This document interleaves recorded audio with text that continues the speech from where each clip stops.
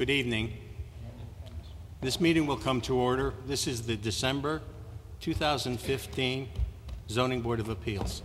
Please stand for the Pledge of Allegiance. I pledge allegiance to the flag of the United States of America and to the republic for which it stands, one nation, under God, indivisible, with liberty and justice for all.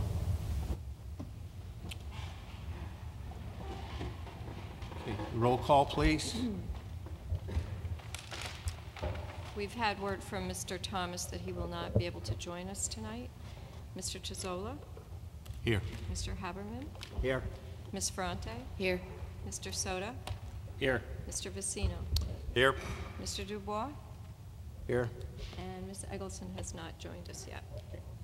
Also present is Stephen Harris, our zoning officer, Meg Green, our recording secretary. If anyone feels that there is someone on this board, a commissioner on this board, that might be a conflict of interest to their hearing, please let us know. Otherwise, we will proceed. Mr. Item Secretary. number 1, 108 Beach Avenue, R 7.5, Charles Willinger, Esquire, owner, attorney for Leadin Consulting Corporation, owner, Section 9-2-1, appeal the decision of zoning enforcement officer in a letter regarding a variance to install a fence dated 3 September 2015, map 60, block 743, parcel 2. Thank you. Mr. Chairman, ladies and gentlemen of the Commission and staff, good evening. My name is Charles Willinger. I'm a principal in the law offices of Willinger, and Busey, and we represent the petitioner and owner of Parcel 2, 108 Beach Avenue, Leadin Consulting Corporation. That is an entity that is owned by the Masseri family. That family has been residents of Woodmont for some approximately 40 years. I have the mailings, Mr. Chairman, I'd like to hand in. For the record, it's an affidavit on the mailings, also the various mailings of everyone within 200 feet, plus the attached tracking information on those, if I may. Yes, absolutely.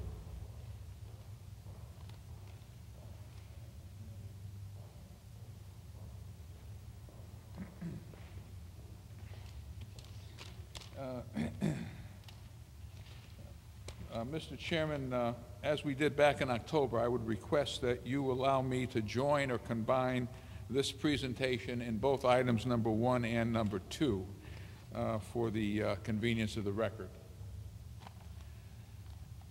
And I don't know if you want to read item number 2 like we did it back in October, or that's up to you, but I'd like to join them both in this presentation. Well, we can probably combine them, but the second one is stating the, looking for a variance, so we really shouldn't present that.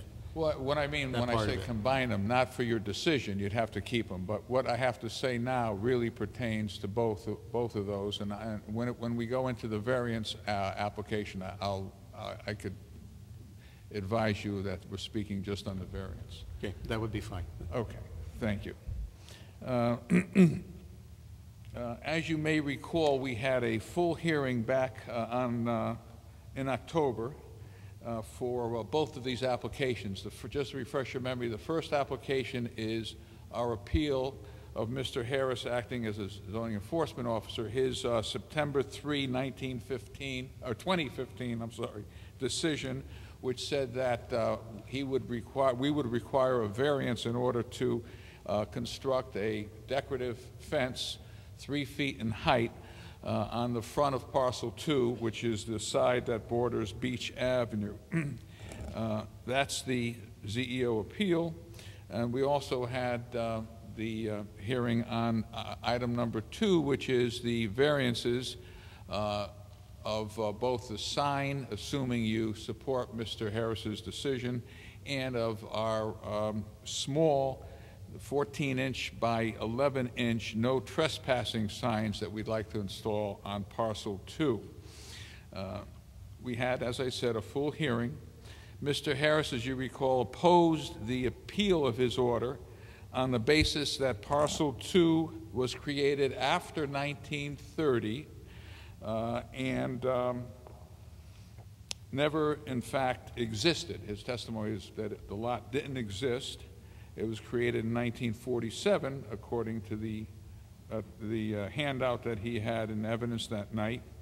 The board then questioned the ownership. If you recall, you questioned the actual ownership of parcel 2. I advised you at the time that my client was the owner, that the lot was pre-existing, that it was created well in advance of 1930, and in fact it was created in 1896, I believe, was the testimony, when the town accepted Beach Avenue. I was, somewhat surprised that Mr. Harris hadn't called me up and said, look, this is the questions that I have. Can you answer it? So we could have saved a lot of time. I could have brought my title section or met with him, actually, in advance of the hearing, but he didn't do that. The night of the hearing, he came up and he had his handout in which he questioned these items. At that time, you recall, I said, look, we have a survey, which you have in evidence before you, and that survey certifies ownership, but erring, I guess, on the side of caution, you still wanted proof of ownership. And so I then said, fine, can we continue? Can we reopen and continue the hearings to allow me to bring my title evidence to you? And Mr. Harris objected to that. And he said, no, you can't reopen it. So on that basis, and of course I disputed, I said, I'm doing this for 42 years, you can. We've done it a lot of times, and that's customary. But Mr. Harris said no, and you therefore denied without prejudice both applications. But it was denied, if you recall, without prejudice, with the understanding that we would refile, that you would, at this hearing, accept for the record all the testimony in the record of the October hearing, so that we have it in one hearing, if you recall, Mr. Chairman, and that you would then let me address this title ownership. So that's all that happened back in October, in summary fashion. And now, as a point of interest only at this point, but I would like, for the edification of the board, to submit a case.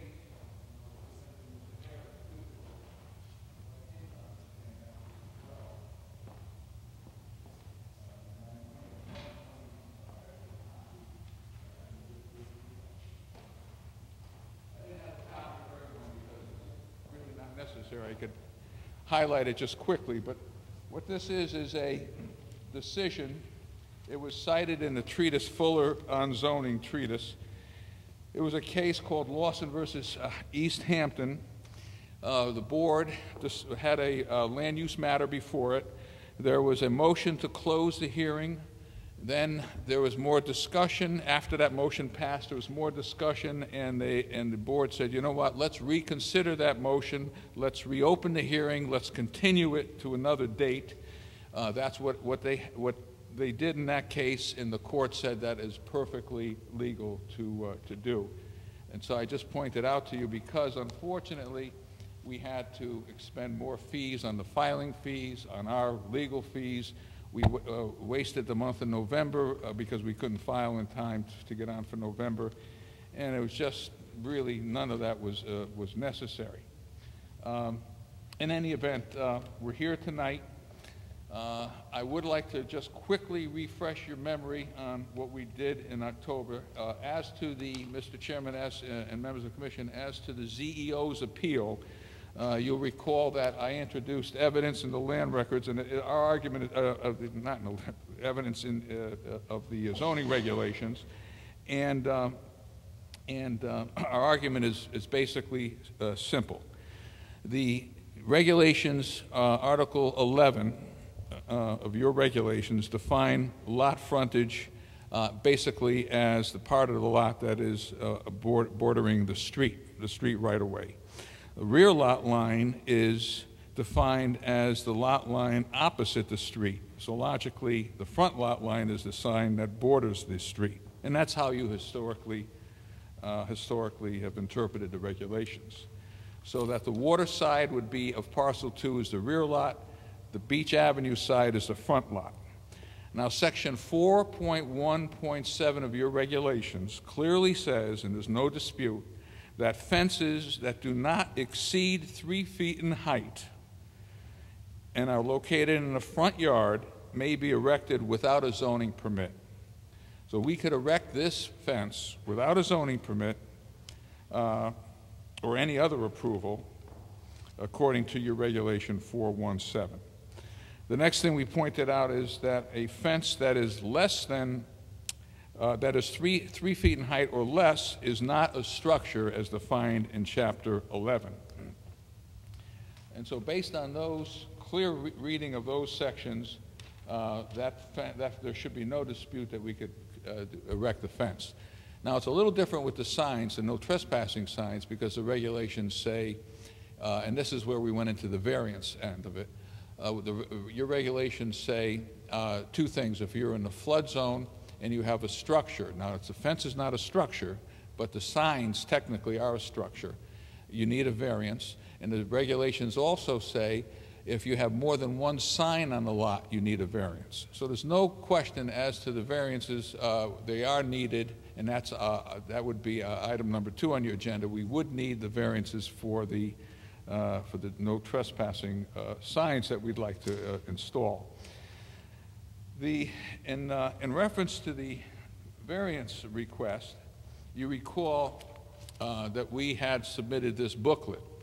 And this booklet was supplemented by another exhibit of even more recent photographs. And basically, these pictures illustrated a number of things. Number 1, basically the public invasion of parcel 2. And we had pictures, if you recall, of the semi-naked fishermen. We had pictures of the bicycle folks that were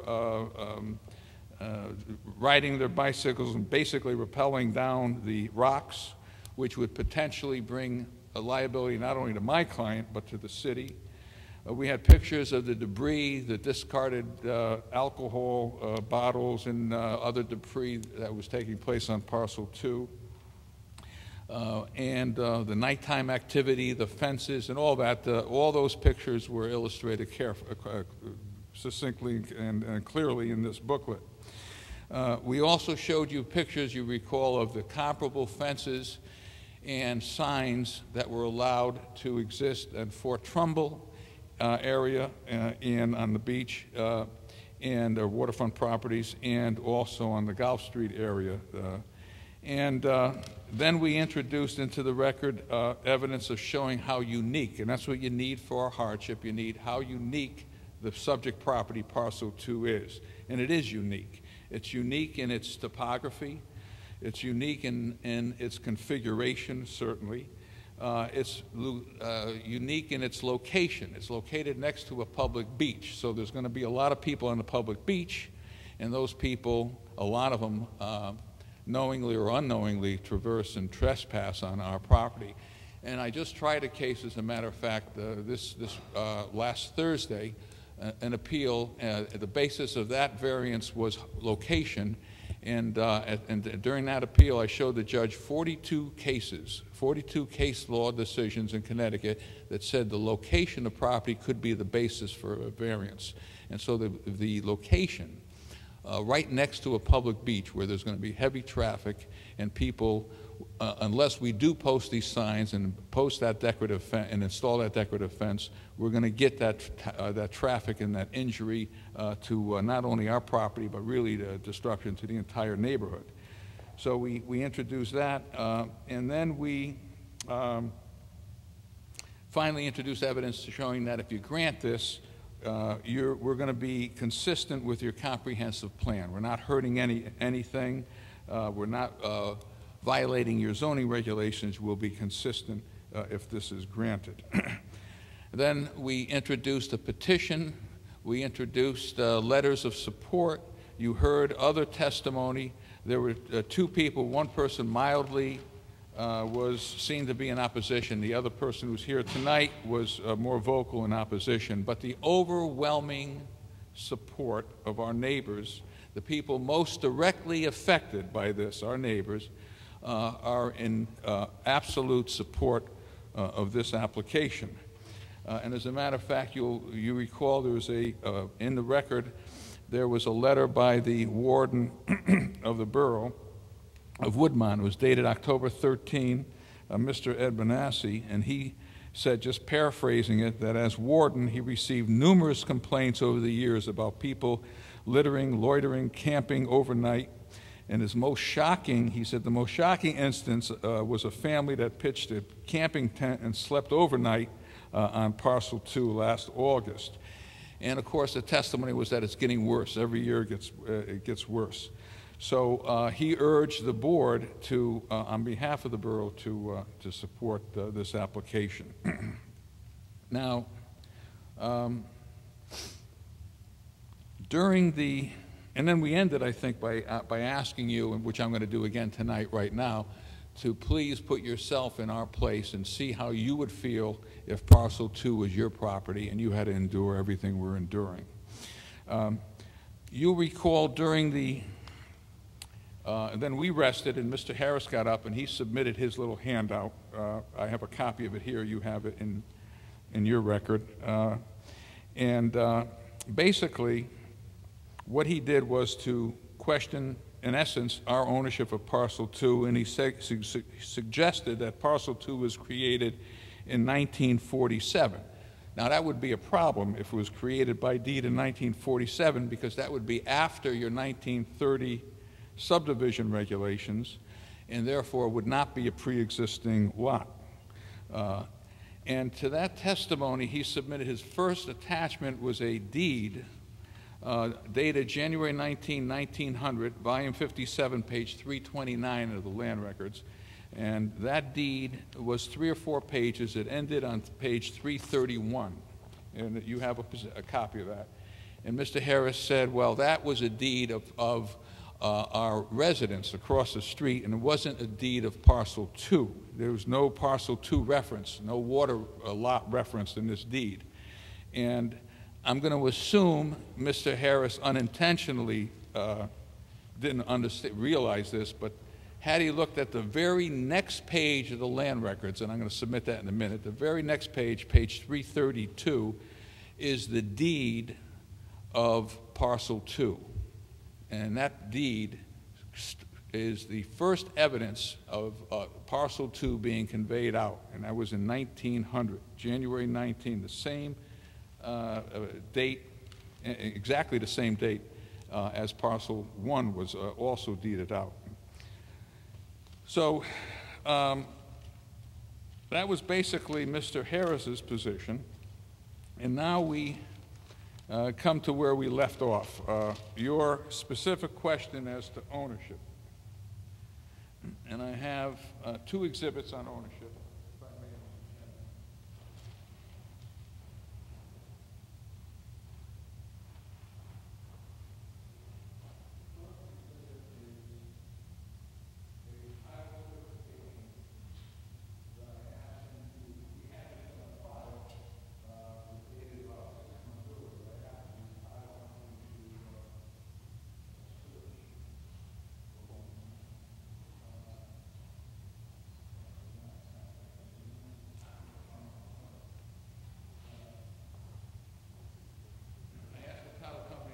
What they call a rundown search. And this is a document submitted addressed to me, dated December 4, reference Parcel 2. It's shown as Parcel 2 on a certain map. That's the map that you have in evidence. The current owner is Layden Consulting Corp. But on C, on the bottom, I think is most of importance. He said this searcher said that he reviewed the land records of the city of Milford beginning with the deed recorded on January 23, 1900. That's the deed I just made reference to that's dated January 19, 1900, but actually recorded a few days later. Volume 57, page 332. And he ended his investigation and review on December 3. And he's determined that the subject property, parcel 2, was always conveyed in legally recorded documents which constituted an unbroken chain of title, and legal title is held as above stated in Layden Consulting Corp. And then for your convenience, I asked him to do this. The second page behind this letter is actually the chain of title from every deed starting in 1900. You'll see the volume and page, the date. That's actually the date of recording, which is typically a few days after the date that it was signed, the date it was recorded on our land records here in Milford. The grantor, that's the person who owned it, and grantee, the person they conveyed it to. And if you trace those out, you'll see that those deeds conveyed parcel 2 until 1977, when my clients obtained title. Now, the description for parcel 2 back in the 1900s, you'll see we've underlined them in these deeds, basically refers to the property line between Beach, they called it Beach Street, some deeds said Beach Avenue, but Beach Avenue and Long Island Sound. And that's how they described it. And that's typically how it's even described to this date in this area of Milford. And to show you what I mean by that, I have, and this I think is our last exhibit. This is a deed of our neighboring property. Joseph and Dolores Henry. Notice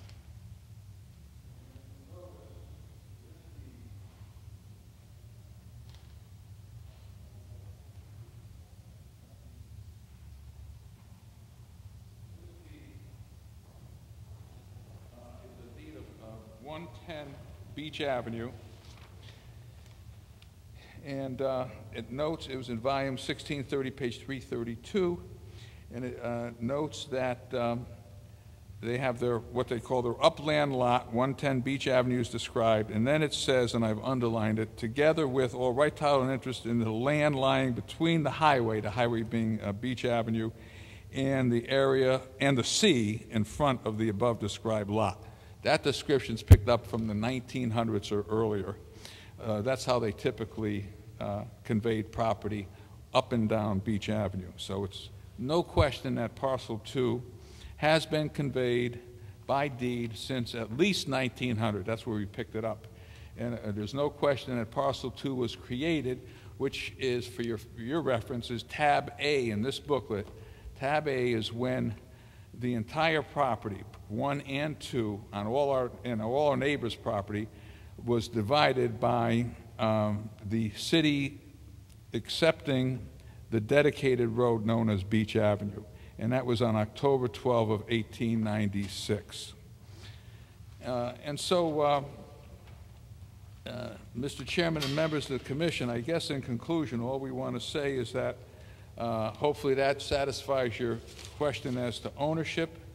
I think that your regulations are clear. We have an absolute right for the fence, and in terms of the no trespassing signs, variances are warranted. The last issue in the flood zone to get a variance, you'll recall that your regulations for that kind of variance, all they require, and by the way, fences in your coastal zone are exempt from your coastal requirements, but in the flood hazard, all structures, and again, fences aren't structures, but for the signs, there's a statute, a regulation 58482, says that you need a variance, but the condition for granting a variance isn't like a standard variance. It says all an applicant needs to show you is that there is good and sufficient cause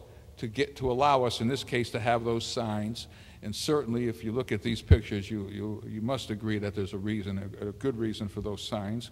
And secondly, that the granting of the variance would not result in increased flood heights, which it's ludicrous. A few small signs aren't going to increase flood heights. There will be no additional threats to public safety. There will be no extraordinary public expense, or there will be no creation of nuisance. we won't be causing fraud or victimizing the public, or we would not conflict with existing laws. So on that basis as well, I believe a variance is warranted. Thank you for your patience. I know it was rather technical, but we did want to address all those issues for the record. Thank you very much. We're here to answer any questions you have. And of course, I reserve the right of rebuttal. This, the Hannon property that you had just given us, is that to the left of the property? As you're looking from the water, that would be to the right.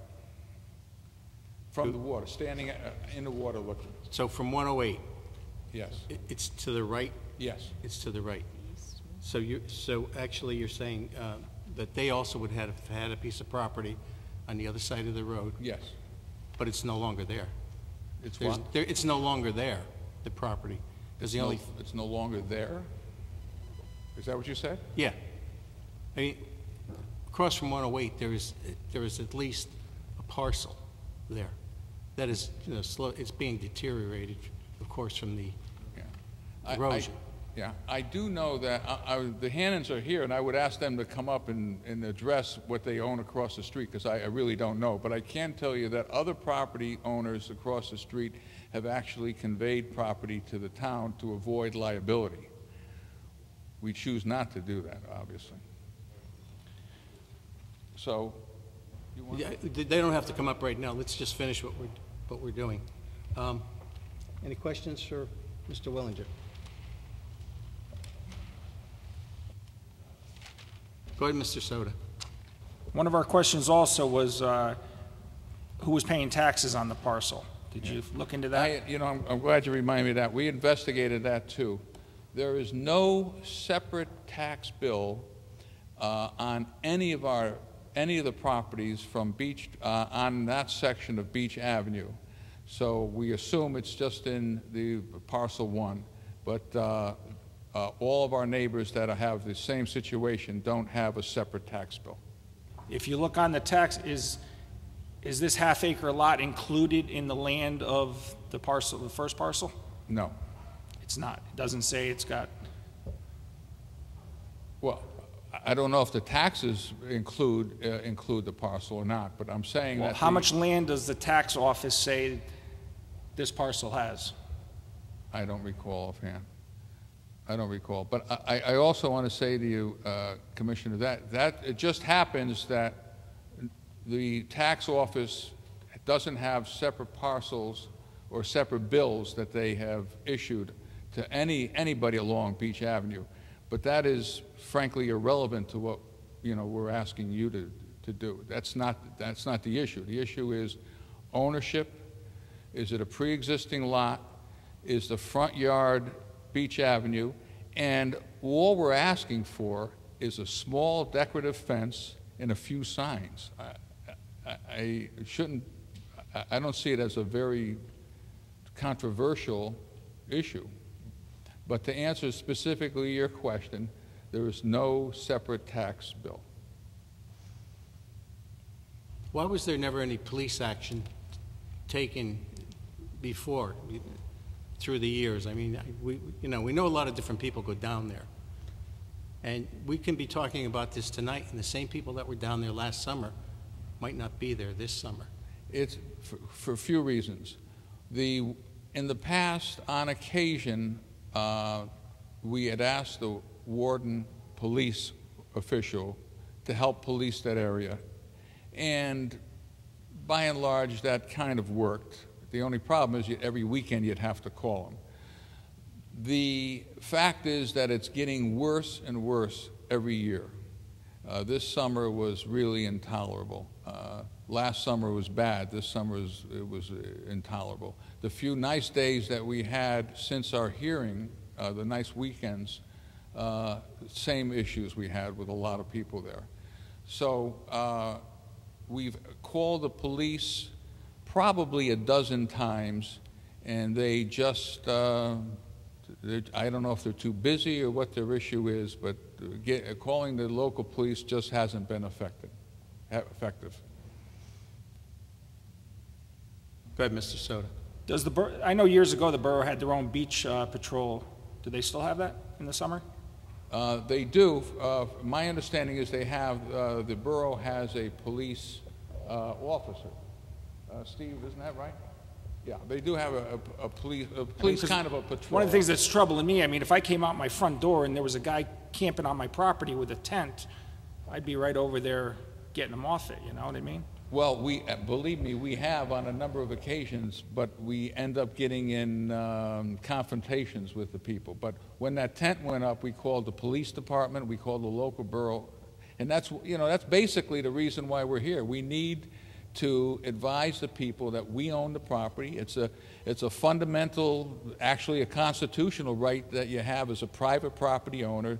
You ought to be able to alert the public so that they know this is our property. And that's all we're asking for. Any other questions? No? No. Thank you. Anyone else speaking on this appeal?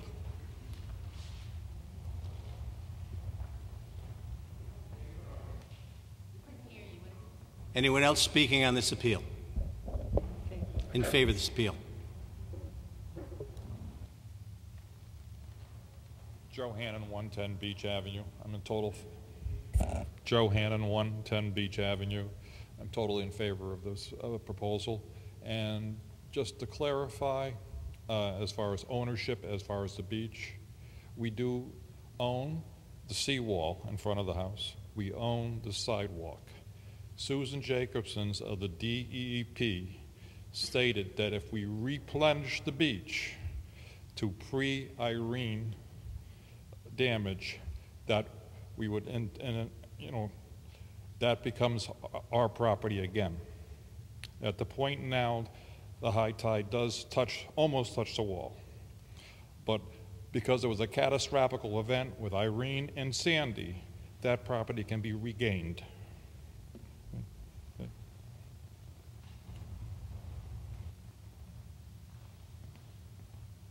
Hi, good evening, everyone.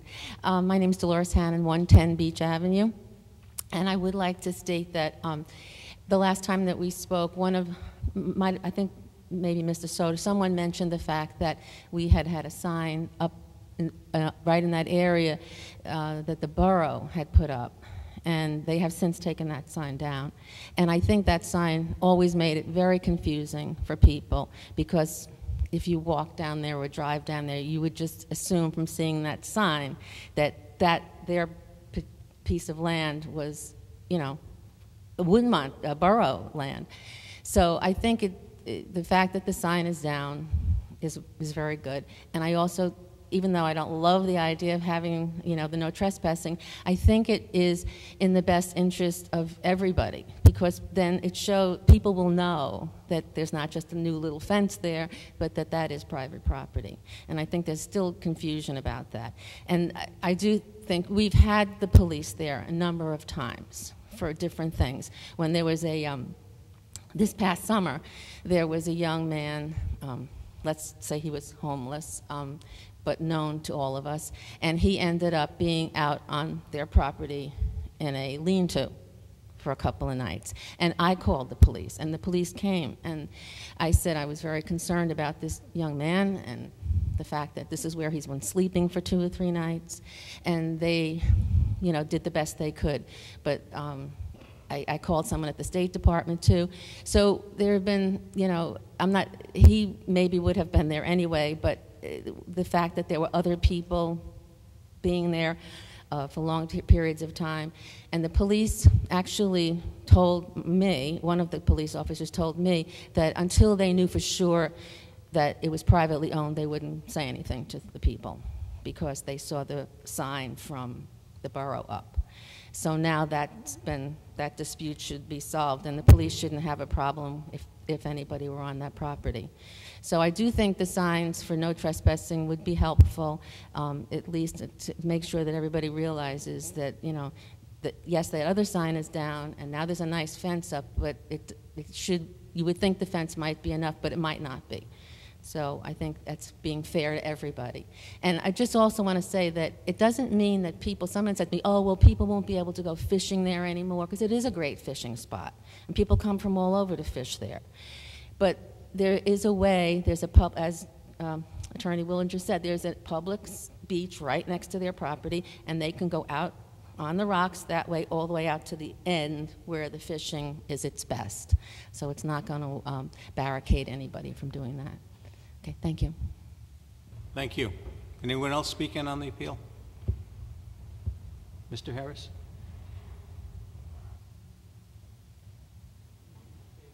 Opposition. I'm sorry? Speaking in favor of the appeal. So Mr. Harris is going to, if you have some comments, you'll be able to come up right after him, sir. Good evening. My name is Stephen Harris. I'm Milford Zoning Enforcement Officer. Mr. Chairman, in light of the new information that I haven't had a chance to read and digest, I would ask that you keep this hearing open till next month to give me a chance to read through it in an unhurried manner.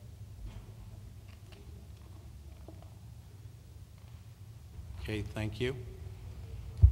You may speak, sir, if you'd like. Okay, well, we'll just continue it then.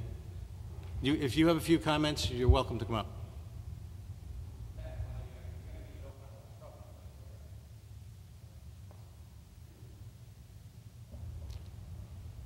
So we have to, we're just going to keep this hearing open? We need it. Make a motion to keep the hearing open until next month. Second motion.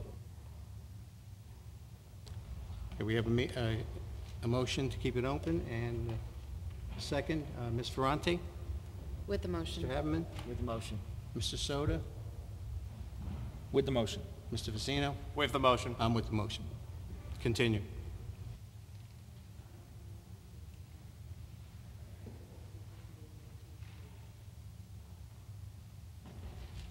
Item number 3, 12 Thompson Street, Zone R5, John Quick, owner, Section 3-1-4-1. Do we have to do number 2?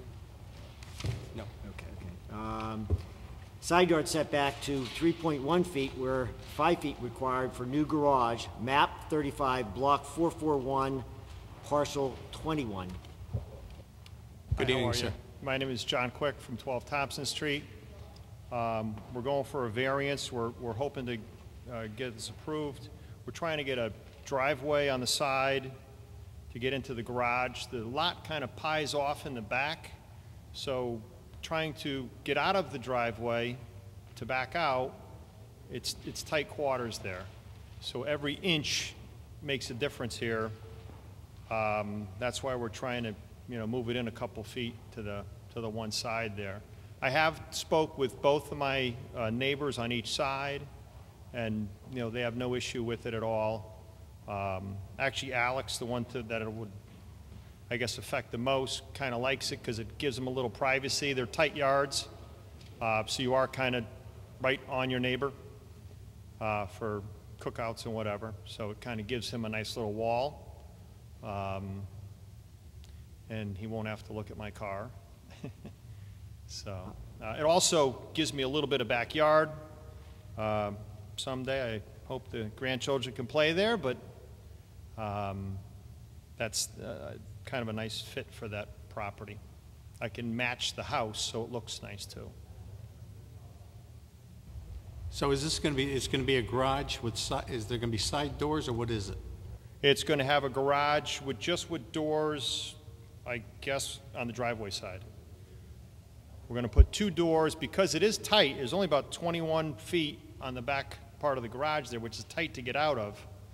We're going to go with 10-foot by, I think it's 8 by 10 doors. So a little bit wider. So we're going to have 2 doors on that side. Then we're going to get rid of that little shed that's in the back, and we're going to just have the garage a little bit bigger so we can, put our stuff in there.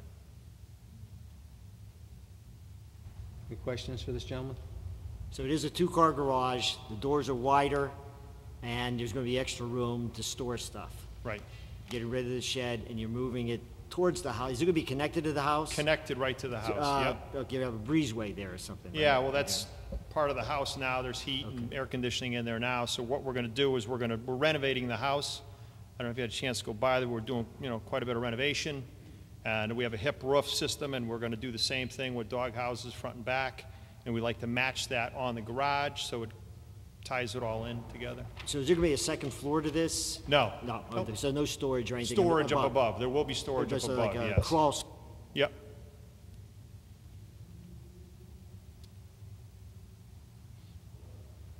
Good. Mr. Soto? You know, 21 feet to turn that car into that garage is very tight. Did you think about turning the garage with the doors facing the street?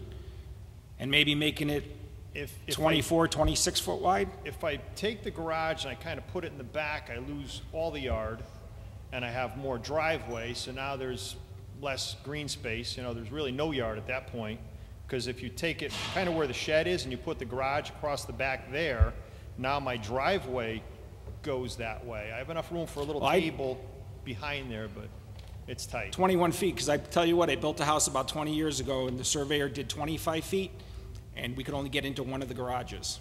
Really? Yeah, it's tight, I'm telling you. I actually have tried it, and it's tight. My Yeah, wife's maybe with car's 10-foot smaller doors. than mine. We had 9-foot doors, and we couldn't get in one of the bays. So we're gonna go 10 wide. Had to have a small car, real To small give car. a little bit, you know. Actually, 4 houses down, they did it, and they did the same. They made a wider garage, but their lot was 50 all the way back. So their garage is actually bigger, and they have the exact space to get out of there. He says you just, you actually, if you pull past and back in, it's easier. So it's a tight yard. You know, there's not a whole lot of room there. So we're just trying to, if it fits there, it would be nice, and that way there we still have a little bit of grass in the back.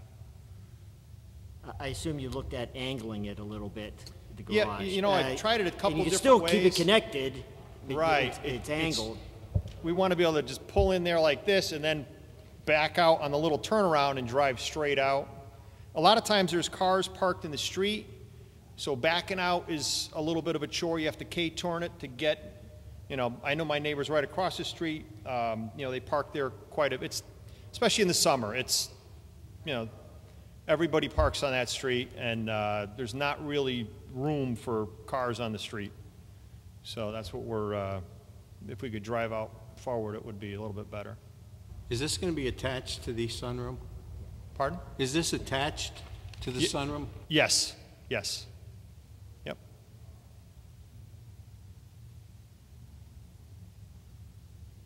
Any other questions? Go ahead, Mr. Fasino. How many of your neighbors, the close proximity, how many people have garages there? I'm just trying to remember when I went down the street, it didn't look like there was that many. Can you give me an opinion of that? Because I guess that's all I You can know, ask for. I don't know, you know.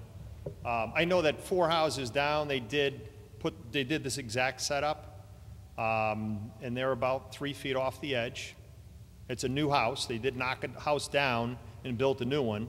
And it does have their garage is 24 feet wide. This is only 20 because I'm pied in the back. So it does work for them at, you know, at that 20-foot. Yeah. I guess the reason why I was asking, just so you can know my thought process, is because we're trying to make sure that we're consistent with the neighborhood, and I personally didn't see a lot of garages on that street, so I'm just wondering how that fits into the neighborhood. Of course, everyone wants a garage. I understand that, but I'm just bringing it out for the board.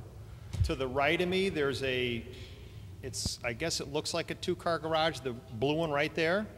It's really a 1-car garage, it's old. And right next door to them, which is right on my property, is a 2-car garage, full size, brick, or block, cinder block with the roof right next to me on the property there. You know, I don't know, going down there, I don't know every person on the street, you know.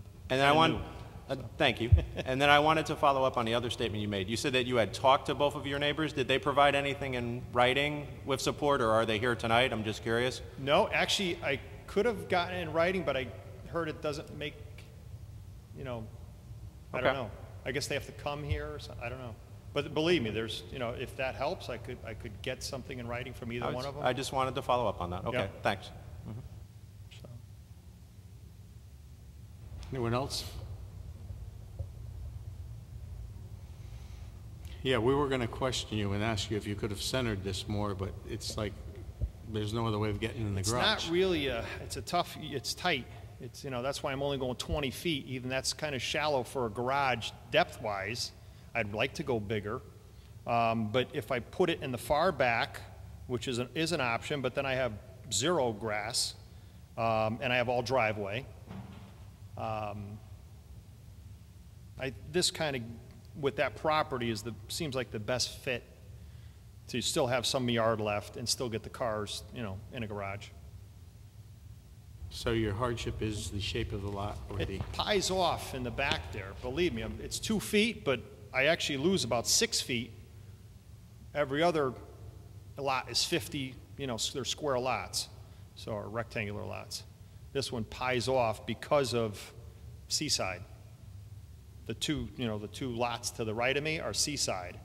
I got the back of those lots, and I think that's why it's like that. Anyone else speaking in favor of this application? Is there anyone here opposed to this application? Any more questions? Okay, this hearing's closed.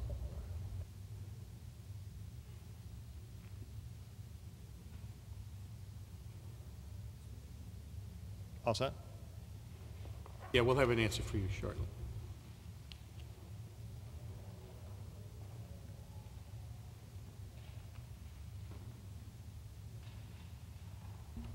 Go ahead, Mr. I don't necessarily have a problem with this. And that road is, when I drove down, there were cars all over the street, and it is pretty narrow. So anything to get the cars off the street, I think would be a good thing. It is in the back, out of the way, out of view. Getting rid of the shed, so and the lot is narrow. I mean, it does narrow off in the back, so. Yeah, I agree. He's only asking for less than 2 feet, and if the lot lines were straight as the neighbors are, it wouldn't be a problem. Any other comments? The lot's deep enough, I think, to accommodate this, so we need a motion. Make a motion to approve. Second. Reason for approval is the narrowness of the lot is the hardship and for the other reasons noted in the survey provided. We have a motion to approve. We have a second on the motion. Mr. Soda? With the motion. Mr. Vecino? With the motion. Mr. Haberman? With the motion. Ms. Ferranti? With the motion. I'm with the motion. Passes. Item number 4, 47 Turner Avenue, R75, John Bagwell and Marlene Bagwell, owner, Section 3-1-4-1, side yard setback to 2.9 feet, where 5 feet required to construct 2 bedrooms, entryway, full bath, map 12, block 66, parcel 21. Good evening, I'm John Bagwell. You just state your address too, please. It's 47 Turner Ave. Go ahead, sir. Tell us of your intentions. We do have a copy of what you're proposing to do. Yeah, off the back of the house, I would like to do a 2-bedroom addition with a hallway and relocate the bathroom. And right now, the closest to your property line is the corner of the existing property, which is 2.2. Correct. And you're looking to go back another 12 feet or so. Yes. And it would be 2.9. Yes. Small house. Very. Yeah, how big is the house? Probably 700 square feet. I have 2 small children, so that's why we're trying to get this kind of tight. The addition is one story? Yes. Questions for this gentleman? No? No? Anyone else speaking in favor of this application? Anyone here opposed to this application? Okay, this hearing's closed.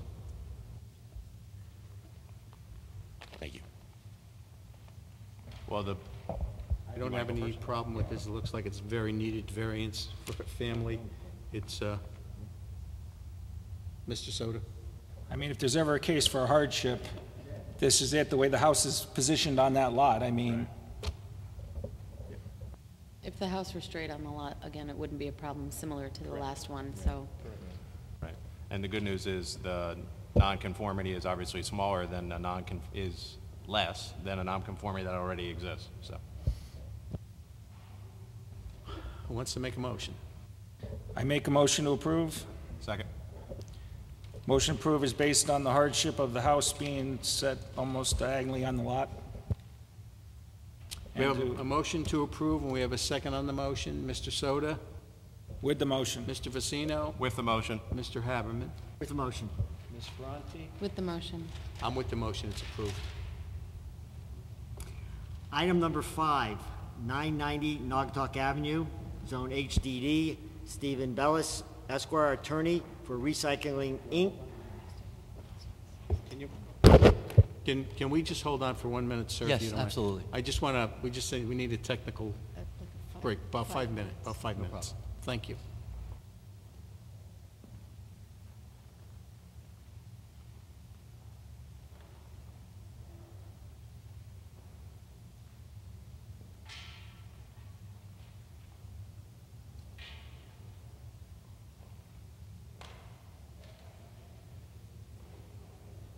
Thank you for waiting.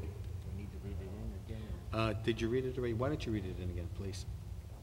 Item number 5, 990 Naugatuck Avenue, HDD, Stephen Bellis, Esquire, attorney for Recycling, Inc., owner, Section 9.2.1, appealed the decision of the zoning enforcement officer dated 27th October 2015, map 40, block 300, parcel 2. Good evening. As you know, I'm attorney Stephen Bellis. I'm with the Pellegrino Law Firm. My office is in New Haven. As an aside, I'm also a property owner here in Milford, but that's unrelated to why I'm here tonight. The reason I'm here is that I represent the owner of the property who was given an enforcement order by Mr. Harris, and I guess to summarize in a nutshell, that enforcement order had to deal with some construction debris, which namely is pavement millings. We had our roads ripped up and repaved, and they took some of the contractor that did that took some of the millings and deposited them on my client's property. That's what I'm talking about, asphalt millings.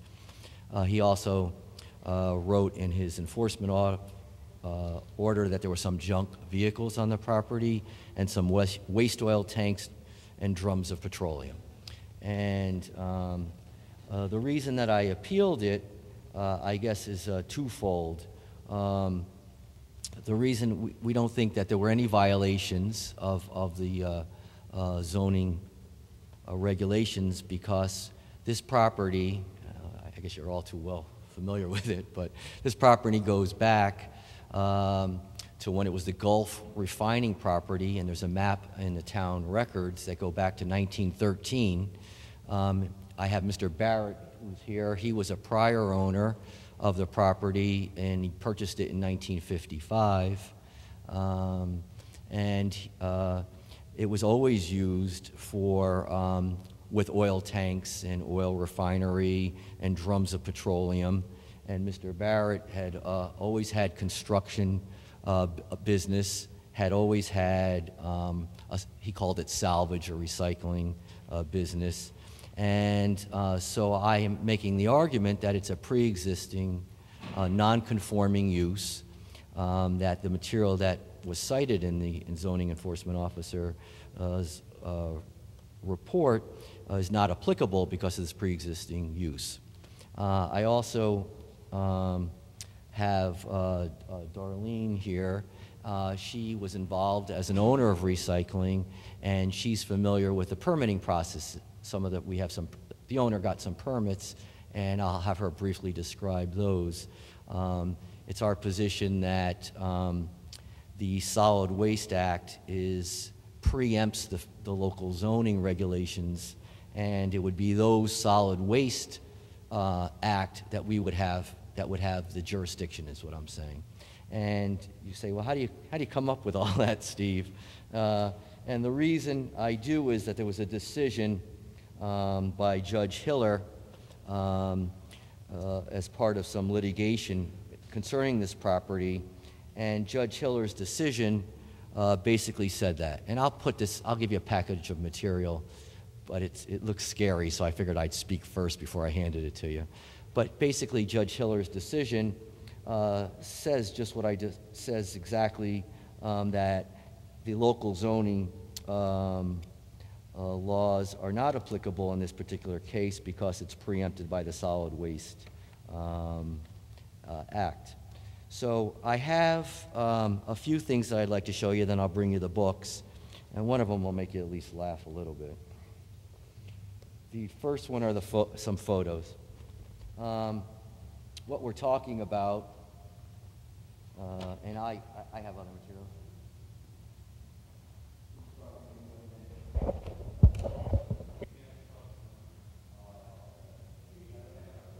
You can talk here. Come a little closer. Some construction equipment, you know, nothing serious. Bulldozer. And I'm going to give you a booklet. It'll be in your booklet. These are the millings. They're piled up. It's a dark material. Sometimes it's easier just to see a photo, you know. The cars, here's a car like this. It's covered. There's another car that's covered. And then some more construction equipment. Why would you laugh? Well, there's a tenant on the property, and he takes these old cars, and I don't know what the word is, you guys can tell me, I'll call it bedazzles them, I don't know the word, and turns them into artwork. And then there's a famous artist, believe it or not, from California, that, you can pass it around, here's what I'm saying,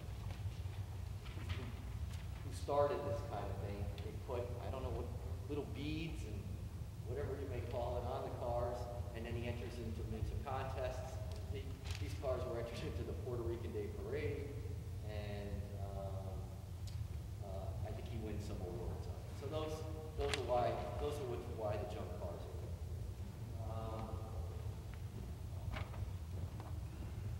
Let me give you the package of material.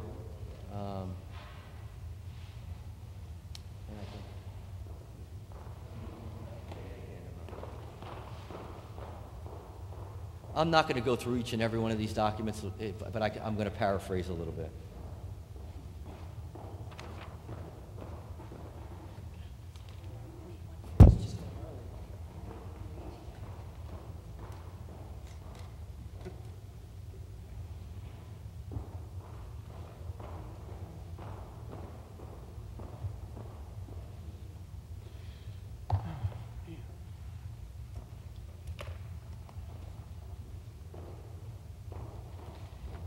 Okay.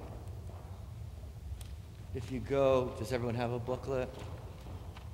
Would you talk into that microphone or lift Yes. it up just a little higher, please? I apologize. If everyone has a booklet, I'm going to jump around a little bit. If you could go to number 4, the tab number 4, look on page 18 or 19, that's Judge Hiller's decision. I'm not going to read you the whole decision. But on the bottom of page 18, he writes, the legislature has demonstrated an intent to occupy to the exclusion of local zoning authority the entire field of regulation pertaining to solid waste management, including volume reduction plants, save for the specific exception created by some section for the land disposal of solid waste. And then he writes a little bit longer. What page are you on, sir?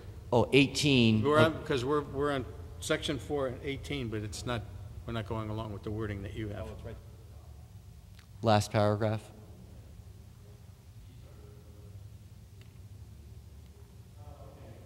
Thank you. I'm sorry. Okay.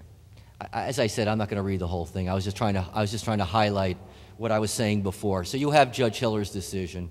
And that was something that I wanted to point out in his decision. If you look at the map, that would be under section 8. I think you'll see some maps in the back. They're folded over. Tough one to read. That's why I want to point it out. It's mostly black. Okay. You gotta have better eyes than I do. But if you look on the right-hand upper corner, you'll see it says Gulf Refining Company, bulk station. And if you look under that, there's a date, August, I think it says, August 13th, 1913. That's how I read that map. Tough to read, but that was the prior owner of the property. So I wanted to point that out. And the other thing I wanted to point out was that there's been some litigation concerning this property, and I'm not telling you something you don't know. There was a hearing on July 14th, 2015. I think Attorney Brian Stone had presented some evidence to you at that time, and it had to do with a certificate of zoning compliance and what you can and can't have on the property. So I think to save a lot of time, I'll just incorporate the minutes of that meeting and his testimony and the exhibits that were presented on the July 14th, 2015 hearing. That case is still pending in the Superior Court, and I can just give you the docket number. It's entitled Recycling, Inc. and the Housatonic Terminal versus the Zoning Board of Appeals of the Milford. So there's been some litigation, and it hasn't been resolved yet. So I just wanted to point that out. So I don't have a clear, definitive court opinion to tell you that this has been ruled upon and it's been decided by a Superior Court judge, but it is pending. I'm just trying to be upfront and give you all the information on this. But why don't I just turn it over very briefly to Darlene. She can tell you a little bit about the permits that are in place and why those permits, as I said before, under Judge Hiller's decision, really take precedence over the specific local zoning regulations that were cited to by Mr. Harris. Okay, hold on. Yes, sir. Any questions for this gentleman? I'll come back after Okay. she speaks. All right, okay. Yeah. But I'll take any questions too, it doesn't matter. Well, one of my questions is, you mentioned the milling Millings, yes, sir. that was dumped onto the property. Was permission ever given to do that, or they just went there one day and there was all piled up there? No. My understanding was, and you correct me if I'm wrong, I believe there was a general contractor that was hired by the city of Milford, and I think the general contractor contacted my client and said, can I deposit these millings? They come from the town streets. Can I deposit them on your property?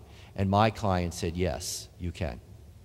And so I don't know if I misled you in any way.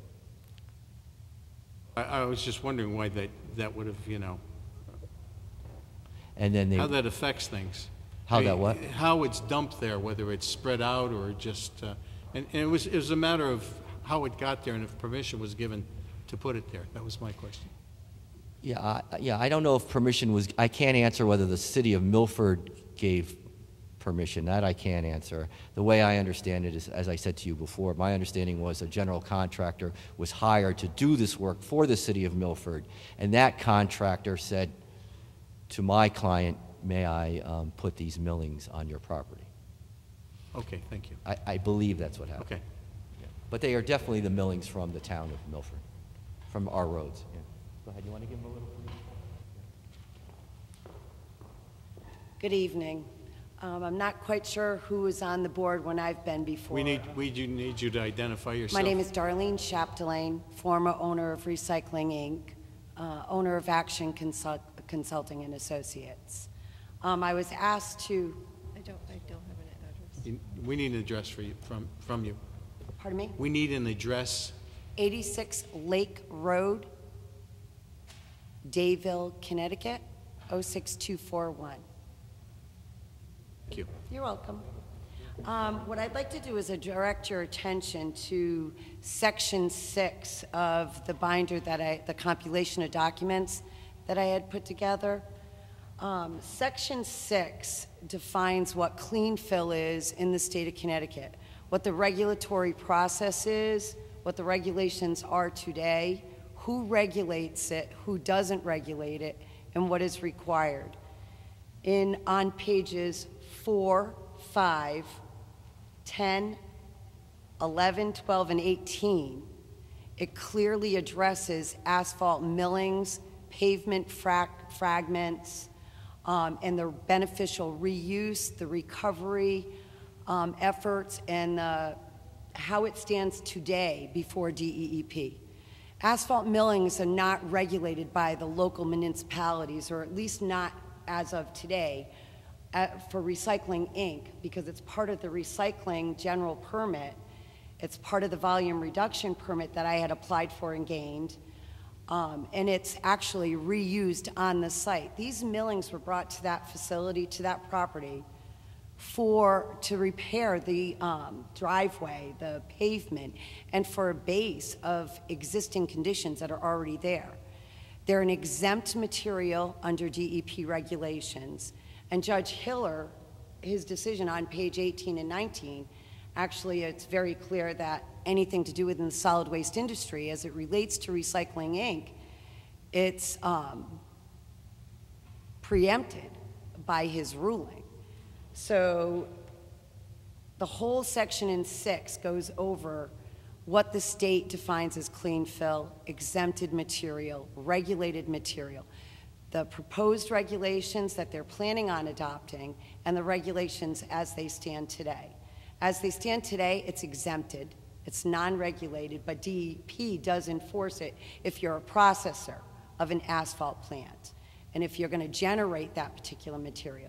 This particular material happened to come from a Milford project, and under the Solid Waste Management Act of 2006, which is in force, adopted as of today, Milford is to work towards your own goal is to reuse and recover 25% of your own construction materials. So actually, Recycling Inc., accepting your material to reuse it on that property is working towards Connecticut's goals to reuse and recover that material. I did explain it to, I believe, Mr. Harris, and there was another individual that I did explain it to prior to this order getting issued, what those millings were being brought there to use. It was simply to repair existing conditions. I was on that site since 2008, and I'm sure most of you are familiar with me being the owner of Recycling Inc. And that driveway, whereas part of it was a recycled blend already previously, this material's perfect, and it's used throughout our state as a road-based material. If you go to turn into section 7, what I did for you is I put the executive summary of the solid waste management plan for the state of Connecticut in this section.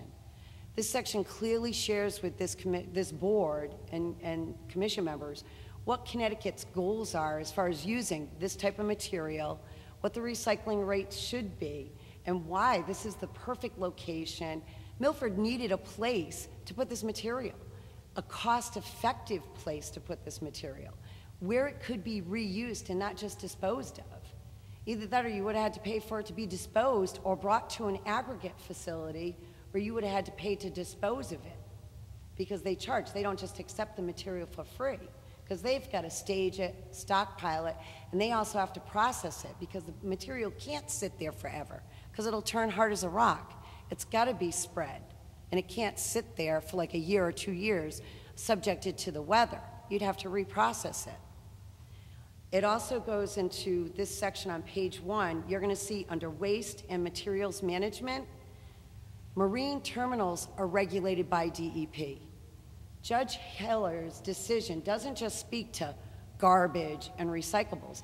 It speaks to waste and materials management under the regulations of the state of Connecticut.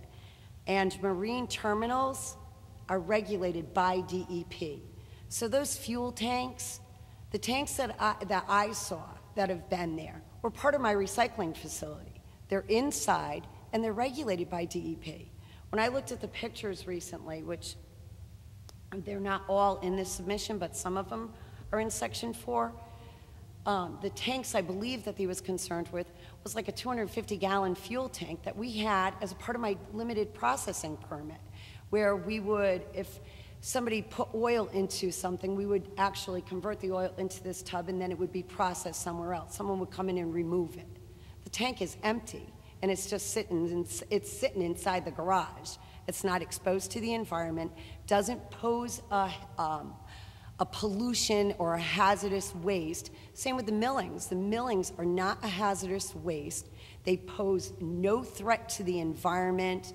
And all of Section 6, it's very clear that they don't violate your regulations because those millings do not pose a threat to the environment or the community. And it tells you right in there that the state is promoting millings as being part of a clean fill, where you could actually use it to fill property, not just reuse and recover it. Even if you go to, so what I've done in that Section 7 is given you a list of the permits that DEP regulates, the executive summary, and all the laws that that facility has to abide by under a solid waste facility or a facility permitted by DEP or any activity that is regulated by DEP. I gave you a list of the laws that is right off of DEP's website. And Section 8, from 2008 until 2011, I personally submitted numerous site plans, and architectural drawings and everything from the Federal Highway Administration to the Department of Transportation, including this map that I found in the land records in Milford from August 13th, 1913, where this place has always been a fuel terminal. It was and it is a recycling facility. It's also regulated, if by anybody, DEP and the Federal Highway Administration because of the rail tracks that go right through the property. And that's pretty much all the information that I wanted to share with you. We know that this site hasn't changed the use. It's been this since prior to the Barretts. And I just wanted to provide you with enough information. And you can see in Section 3, there are copies of the 4 pictures that Attorney Bellis had shared with you. And I thank you. Thanks a lot, Dora. Thank you. As far as the construction equipment, I'll be very brief. You can look to Mr. Barrett's affidavit. It's submitted as number 5, and he basically explains that he's had a company since 1947, and they've done construction work on that site. So, if I could summarize, I don't think that the enforcement order, which has a penalty, by the way, should be enforced. I'm asking for your permission as the Zoning Board of Appeals to overturn that decision. And I think the basis for my asking is that it's a pre-existing non-conforming use that's been around since 1913. And as far as the, I think the second reason is that the Solid Waste Act, which is a state act, preempts the field as per Judge Hiller's decision, which was a lawsuit with Recycling Inc. It wasn't some abstract decision. So you've seen the photos of what Mr. Harris felt is the zoning violations. I don't think any one of them, by just looking at the photos themselves, you can actually tell are not causing, it's not hazardous, it's not causing anyone problems. It's been on that property and it's probably looked that way for a very, very, very, very long time. I can't, I'm not going to guess or surmise as to why we got this zoning enforcement. Perhaps the town, I really don't even know why. I don't think anyone complained. Perhaps it was because the millings were dropped off. I really don't know why. But I don't think there's been any new activity on this site other than perhaps these millings being dropped off recently when we were doing our road repaving than it's been for years and years and years. So I don't think it's fair, and that's why we have a Zoning Board of Appeals to help give us relief from a zoning enforcement act that we don't feel is one, number fair, or two, comes under the zoning regulations as cited by Mr. Harris. So that's why I'm before you. Okay, thank you. Anyone else speaking on this appeal? Not from me, no. Anyone else speaking on this appeal? Mr. Harris?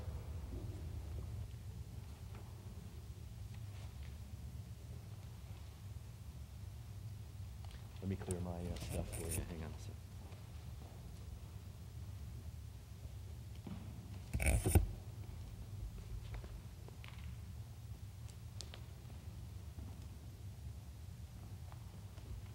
sec. Good evening, Stephen Harris, Milford Zoning Enforcement Officer. If you look to my handout, for this I'll sort of walk you through everything. So I'm going to start with number 3 first. Actually, there's 2 number 1s, so we'll just go with that. At the bottom of the page, where it says concerning the Solid Waste Management Act, you should note that on February 5th, 2014, the Department of Energy and Environmental Protection revoked the permit to operate a recycling facility. So any testimony about what the state may permit or what is permitted at a recycling plant, all of that is kind of moot because they don't have a permit to operate a recycling plant. Bouncing back up to the top of that page, speaking about the non-conforming uses. First, I'd like to say that the signed and notarized application is dated November 12, 2015. Section 9.2.1 of the zoning regulations gives 15 days to file an appeal.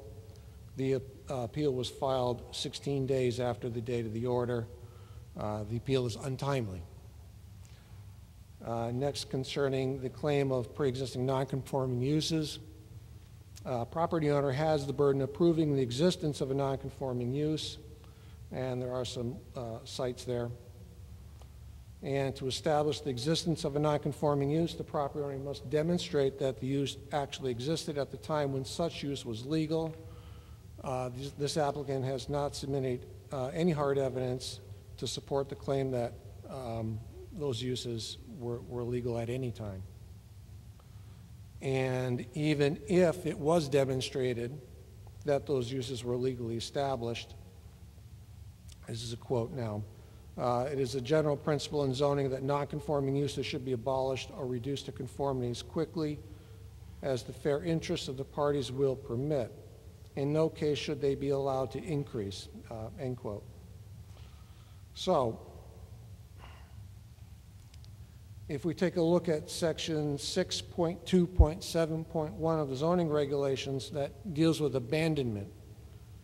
And it means the voluntary discontinuance of a use when accompanied by an intent not to reestablish such use. And any one of the following shall constitute prima facie evidence of intent to abandon. And the first is any failure to take all necessary steps to resume the nonconforming use with reasonable dispatch in the circumstances, including advertising of the property for sale or for lease. This applicant has not submitted any information to demonstrate that a nonconforming use, if it was legally established, it was their intent to continue such use. So it is my contention that any nonconforming use that may have been legally established has long been abandoned. So, to sum things up, one, the appeal is untimely because it was not taken within the time frame provided for by section 9.2.1. Two, the permit to conduct a recycling facility was revoked. And three, any nonconforming use that may have been legally established has long been abandoned. So I would respectfully ask this board to uphold my appeal. I'd be happy to answer any questions. What do we want them to specifically do with this property? Do we want... That's laid out in the order. If you look in the packet, right after my summary, there's the enforcement order. So if you flip a few pages down, you will see how the enforcement order concludes saying that you're found to be in violation of several ordinances, and so concerning the storage of pavement millings, The order reads, you are hereby ordered to remove all pavement millings within 10 days of the date of this order. And concerning the various junk cars and other junk and oil drums and so forth, they are to remove those as well.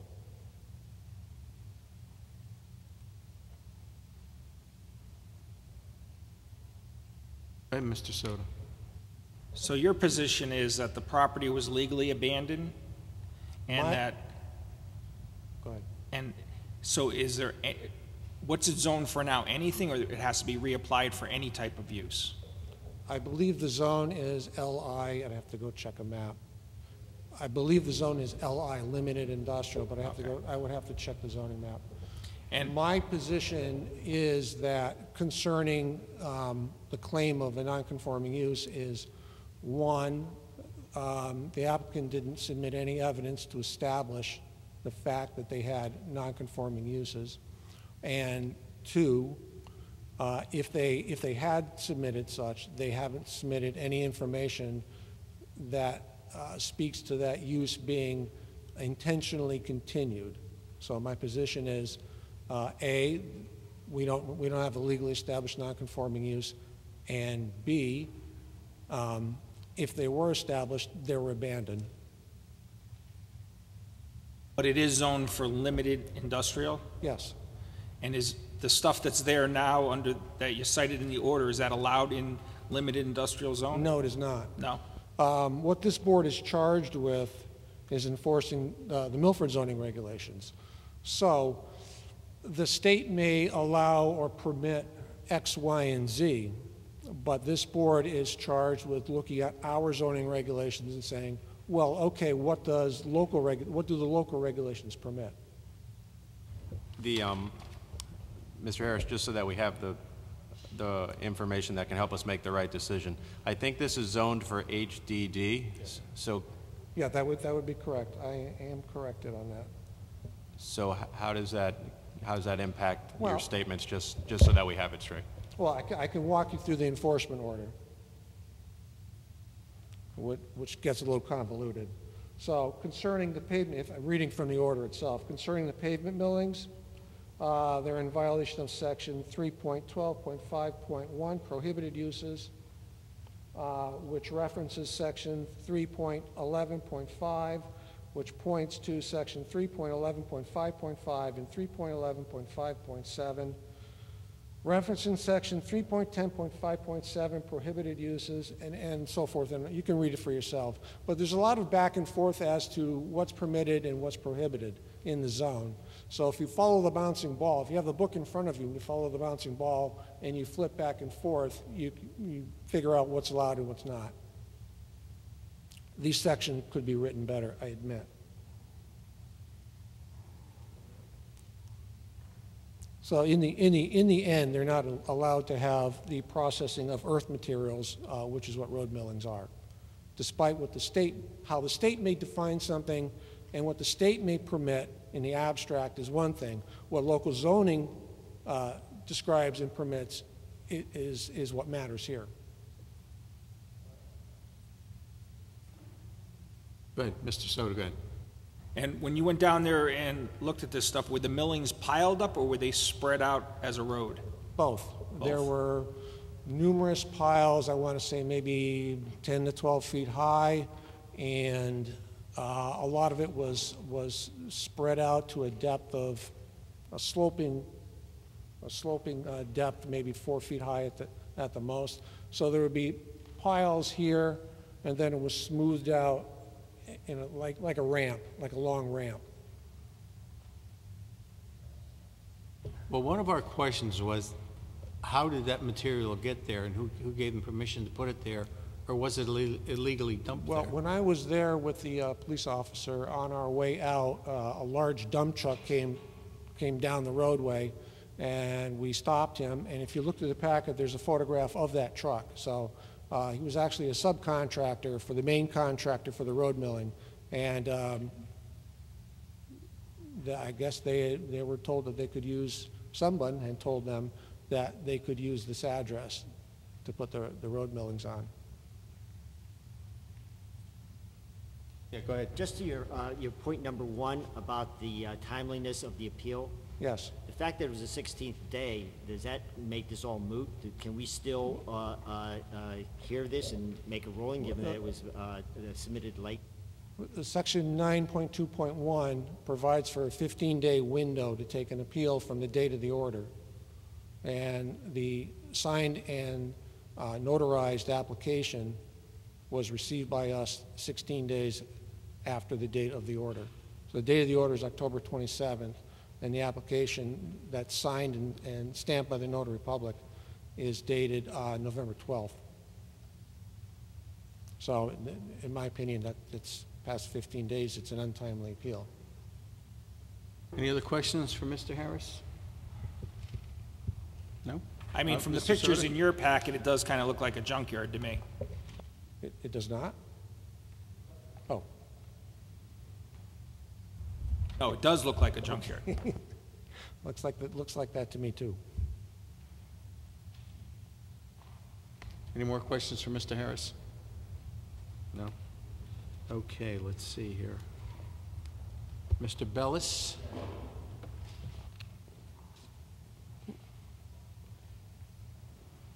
Just so the board knows, I'd never received the material that Mr. Harris had presented you here, so I'm trying to do this on the fly. Let me start with the first argument that my appeal is late. It's not. Do you want to take a minute and look through this here? I did it while he was talking, thank you. I want to introduce my letter that was dated November 9th, which was the appeal. It's in your package.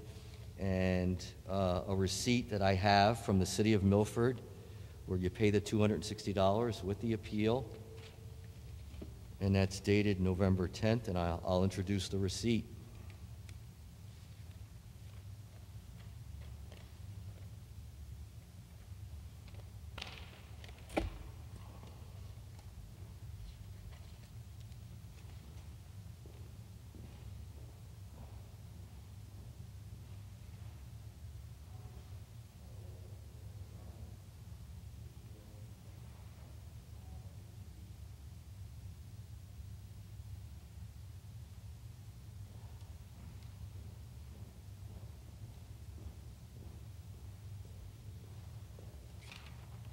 I apologize, I have one.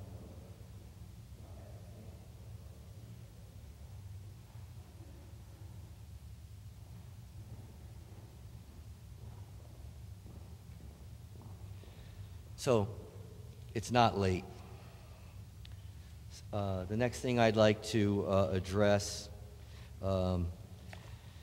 is the pre-existing non-conforming use.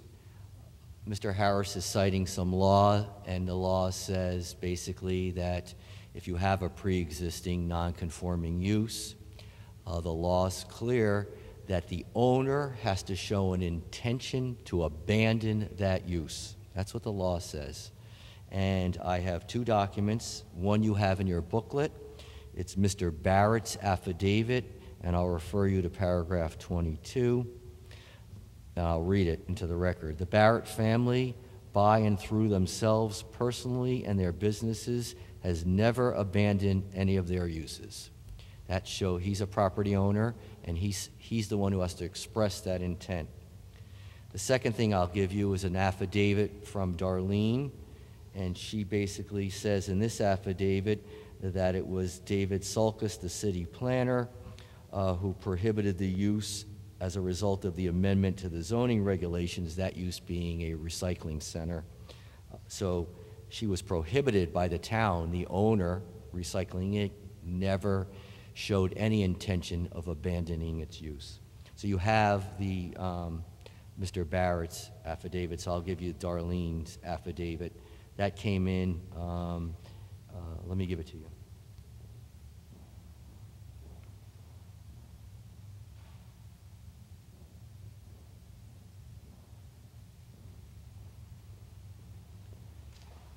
So to clarify, the use was never abandoned. So it's a still pre-existing non-conforming use that has never, there's no evidence before you that show that it was abandoned. The next thing I'd like to do is get to the permit. Two things on that. I told you when I first came up before you, I said there's a lot of litigation on this property, and there is. And one of the things that is being litigated is whether they had a right to revoke their solid waste permit. That's on appeal. It's before the courts. I don't have a decision on that. So that's something I'm just telling you as a matter of record, and I can have Darlene just confirm what I just said to you. She can come up here and just say what I just said, but it's under appeal. I also have a letter from May 22nd, 2015 from Mr. Harris, and it says this is to certify that the existing use at 990 Naugatuck Ave has been researched and found to be under the authority of the State of Connecticut Solid Waste Management Act in accordance with a summary judgment granted November 10th, 2010. That's a Judge Hiller decision. And it may be used as a limiting processing recycling facility designed to receive, store, process only recyclable material in accordance with the limits and specifications of the general permit issued by the Department of Energy and Protection on August 16, 2010. And as I said, that permit is under appeal. I'll give you the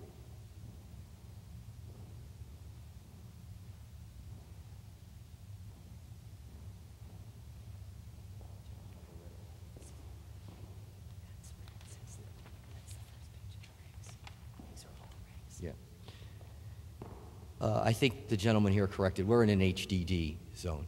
And I think someone said here, well, it looks like a junkyard. Let me give you the regulation, 3.11.2.9. Recycling plants, including accessory junkyard. This is not a residential R1 site where you have a bunch of cars and junk, you know, on a 1 acre site.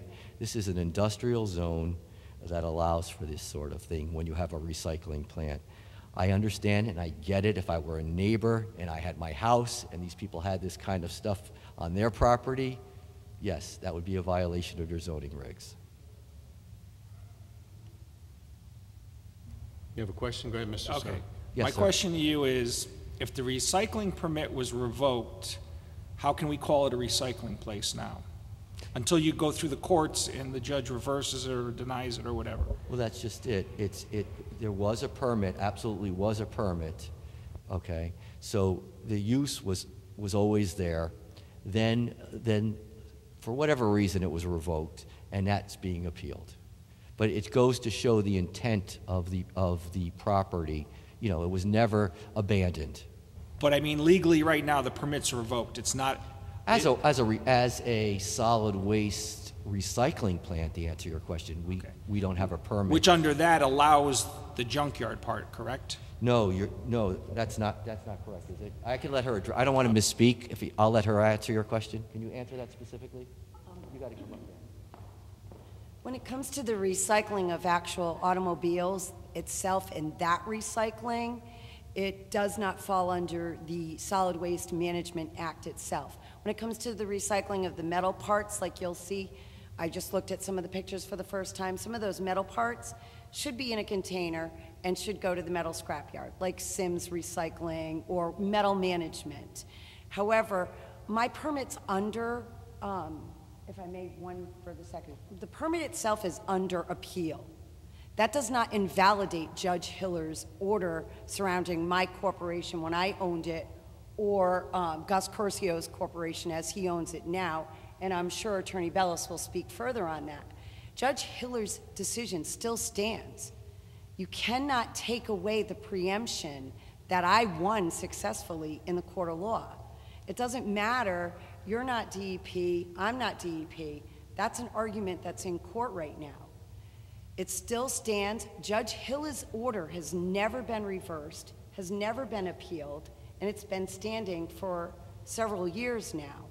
That facility and Recycling Inc., any form of solid waste activity that takes place on that site is preempted from your zoning regulations. Now, if DEP had an issue with it, or if the town wanted to call DEP and DEP decided they were going to fine me or do something else to me, they have the right to do that because they're the ones that regulate the Solid Waste Management Act. I already went through this with Milford for years. As a matter of fact, in 2009, I submitted to the zoning board, to Dave Selkis, 2 certificate of zoning compliances when I first bought the property. I mean, that's why I sought the declaratory complaint, so I wouldn't be here before you ever again on anything to do with solid waste, recycling, or anything that DEP regulates, including fuel terminals. I mean, if that place wanted to open up as a fuel terminal, DEP regulates that. The zoning board doesn't, because DEP regulates the fuel terminals. That's the point that I'd like to make tonight. Just because whatever's in Peel, whatever's before the court does not invalidate the summary judgment that I prevailed upon. That anything in the solid waste industry, any type of recycling, any material that is listed in the compilation of documents that I put together is preempted by that ruling. And I thank you. But I have a question for you. Sure. I mean, in your own words, you're saying all that metal should be in a dumpster. I mean, if you want to comply with his order, shouldn't you get a dumpster down there and put it all in there? First off, he didn't ask me to comply, and it wouldn't be his order. DEP would have to come in. So you're saying that Milford zoning Correct. has He no... No regulatory authority. Judge Hiller's, and if you read that decision, Judge Hiller's decision was very, very clear and very precise. Now, if DEP wanted to come in there and say, Darlene or Gus, you have some housekeeping issues that you need to resolve. You need to put this in this corner, or it's supposed to be over here, fine, then that's DEP's obligation or their authority. It is not the zoning board. We've already been there, done that, and prevailed against the zoning in Milford. And that's why I feel so strongly about stressing that to this commission. I mean, we've been arguing for years. And it's not as if this site is going to be anything different than what it's been since the early 1900s, unless Milford's got millions of dollars to redevelop it, you know? I'm saying. I think we answered this. Judge Bells, I have a question. Yes, sir. When was the last time that any recycling business or any, work was actually done at this site? Do you have invoices that show business arrangements? When has this thing been active? I mean, I'm going back to abandonment. I'm trying to put together all these disparate pieces and just trying to tie the loose ends together. When was the last time that something of business actually happened there that can be proven? Well, we're just talking right now about recycling business. Yeah, he's talking about. I think he's talking about recycling. Which was around 2009, somewhere is that? When Yeah, I would that agree with started? you. We're not really talking about the use before that. Right. Because we've already talked about that here. Yeah, to answer your question, unless you have a valid existing permit, which is now, I said to you, being appealed, you can't act as a recycling plant. But what I'm trying to answer your question is, no, until that permit is either reinstalled, you can't act as a recycling plant, right? We know that. However, it was not something that was voluntarily given up, right? It was revoked, and it's being contested, and it's under appeal. And I think that all the law asks us to do, or really you, is to say, did the owners intend on giving up this use, and did they do something else, which was totally different? So look, to give you a simple example, if this had become, if it was a recycling plant and it had a permit and then it got, 10 years, let's just make up a number, and then they opened up a restaurant, well, you know what? You've abandoned that recycling use because now you're a restaurant. That no one's ever opened up there as another use. It hasn't reopened as a restaurant in my example. It hasn't. So I'm trying to answer your question. Just because there's a period of time doesn't mean that automatically means you abandoned your use. If you went in there and did something else and it was contradictory to that use, I think I would lose. I would lose my argument on intent because you're doing something else. No one has done anything else there. You know that. It's been kind of dormant, except for the young man doing the recycling of the cars, but that's not what we're talking about. you know. So I understand, I mean, it gets a little, that's legal stuff. Any other questions for this gentleman? Mr. Chairman, I believe there was some new information presented. I'd like to respond to that. Are you all set, Mr. Bellis? I am. I think I've covered it. Okay. Mr. Harris?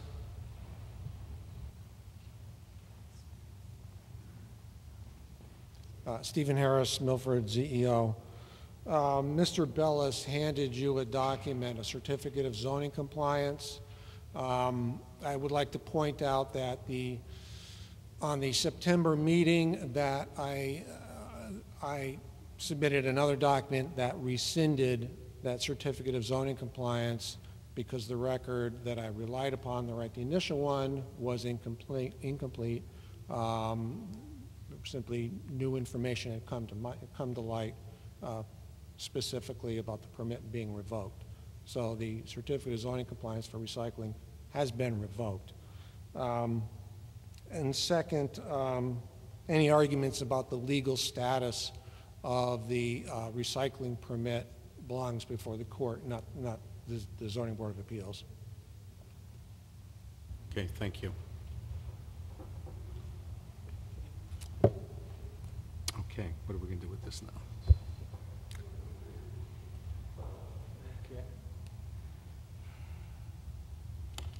All right, well, we're at a loss here right now as to what we're going to do.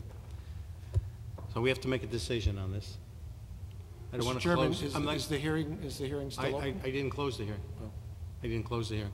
I want to ask whether you have you gotten everything together on what you want to think about? Do you want to continue this hearing?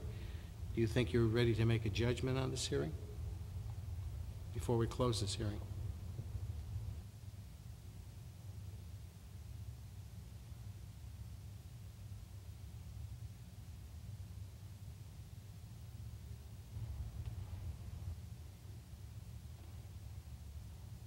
Go ahead, Mr. Vicino.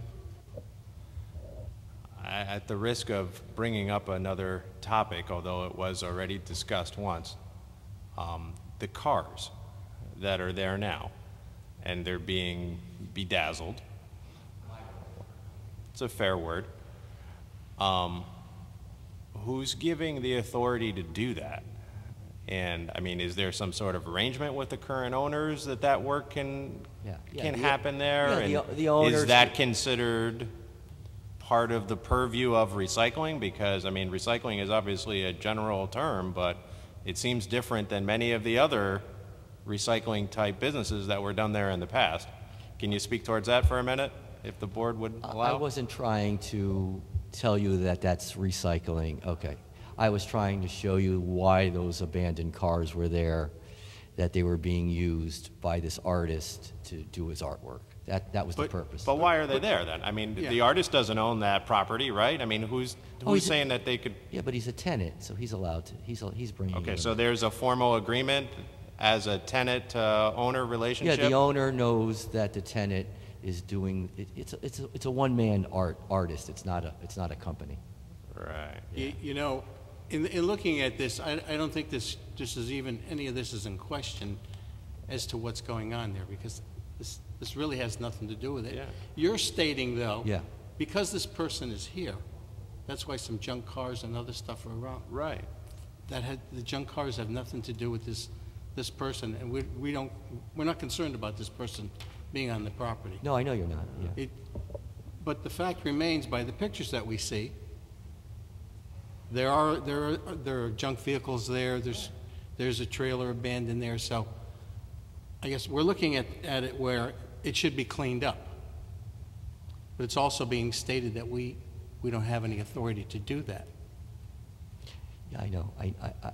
That's why I know you're in a conundrum. I get it. Yeah, we're trying to weigh, does the city have the right to make a judgment on this?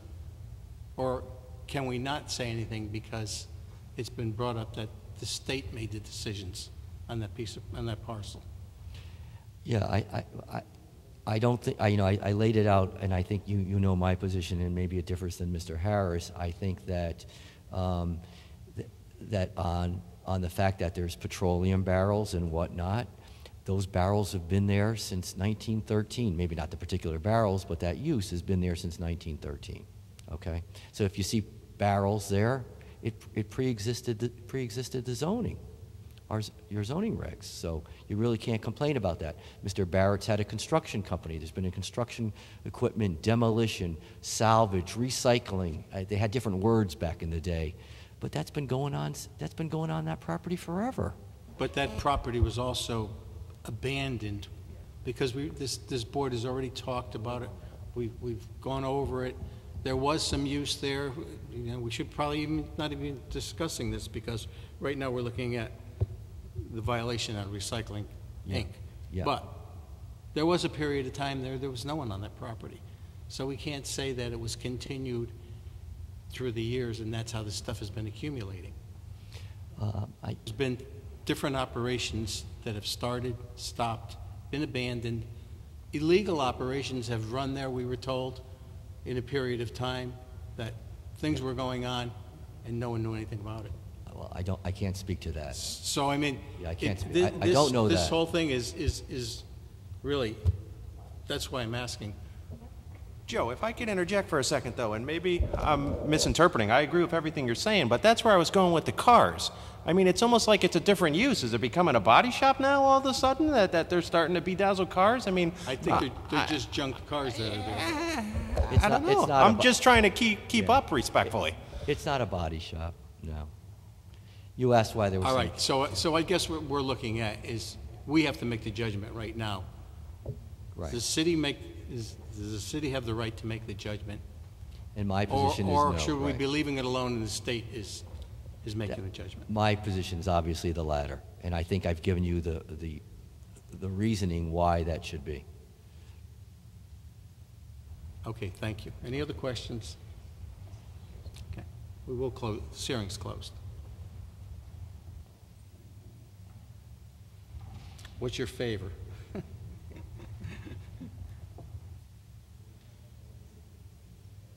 Use has been abandoned or not. I mean, that's at the crux of it. And if it is, then, you know, the city applies, and zoning regs applies, and we uphold the decision. If it's not abandoned, this particular use, then I guess the DEP, the feds, you know, this state has jurisdiction, and then we. There's definitely other uses being made with the cars. I mean, that's you know, so, you know, nothing's been active there for quite a while. So, short of having anything tangible in front of us to show that it's being used for recycling, they're continuing that use. My feeling is to side with that it's not being used for that, and therefore it's side with the zoning enforcement officer. Any other comments? Ms. Ferranti? Yeah, I mean, I feel like we're having the same conversation we did earlier this year, to your point, before. We're talking about a pre-existing use with it? Oh.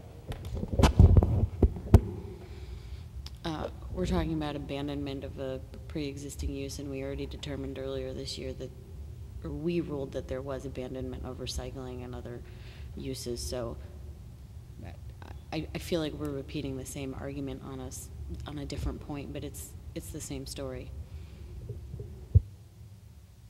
Okay, so any other comments? We need a motion. Make a motion to uphold the decision of zoning enforcement officer. Second. We have a motion to uphold the zoning officer's decision. And we have a second on the motion. Mr. Soda. With the motion. Mr. Facino. With the motion. Mr. Haberman. With the motion. Ms. Ferranti. With the motion. I'm with the motion. Zoning officer's decision is upheld.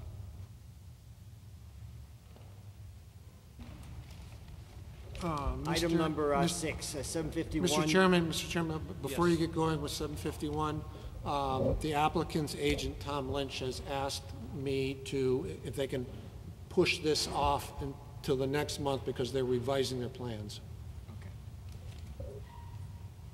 Okay, item number 6. Item number 6 will be postponed till next meeting. Yes. Table, postponed. Correct. Actually, it'll first, legally, it'll first appear next month. Okay, we're gonna take a couple of minute break.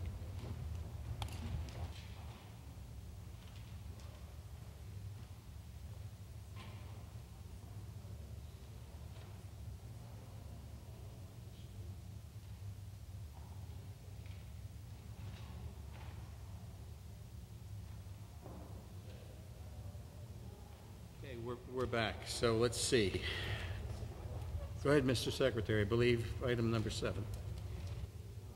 Number 7, 11 Waterview Landing, Zone R 12.5, Robert Brigala and Becky Brigala, owners, Section 3-1-4-1, front yard setback to 11.9 feet, where 30 feet required, 4.1.4 north side yard projection to 7.1 feet, where 8 feet permitted for upper deck and screen porch, and front yard projection of 11.5 feet, where 25 feet permitted for front landing. Map 9, Block 67, Parcel 18. Good evening, sir. Good evening. Sat out there and were entertained for a while, so you're up there way on the end of our agenda. Let me catch my breath. Go ahead, here. sir. Good evening, members of the Zoning Board of Appeals, Steve and Meg. Good seeing you, and I finally made it. Thanks for all your help. Name is Bob Vergala from 11 Waterview Landing, Milford. I live with my wife there. With me tonight is my architect, Ted Dombrowski, who has been working on the designs of the house so that we have a cohesive plan for it of what we want to do. And he's agreed to be here to answer any questions you might have on the design elements or layouts. Becky and I are seeking a variance for us to renovate and improve our property and in turn address some ease of use and safety considerations. We're both retired and have moved back to the Milford area. I was Jonathan Law, 68, and Becky Bunnell, 69.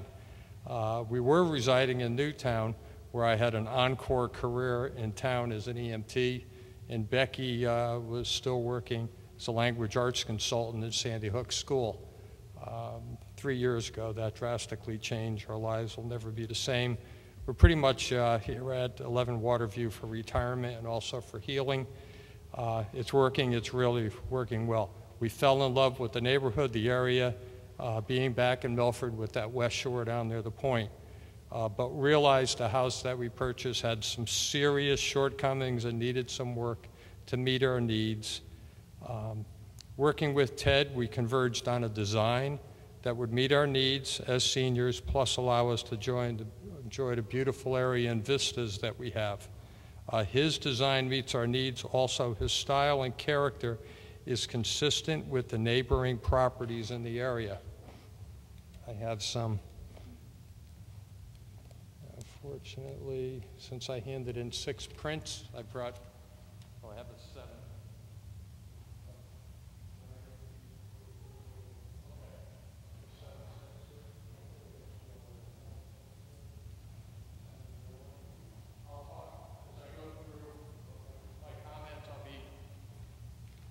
Talking through the pack, so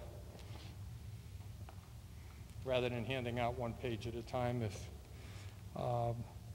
I mentioned, the street is Waterview Landing. First page is kind of an aerial view, complements of Google Maps, just showing the homes that we have on the street, nestled in.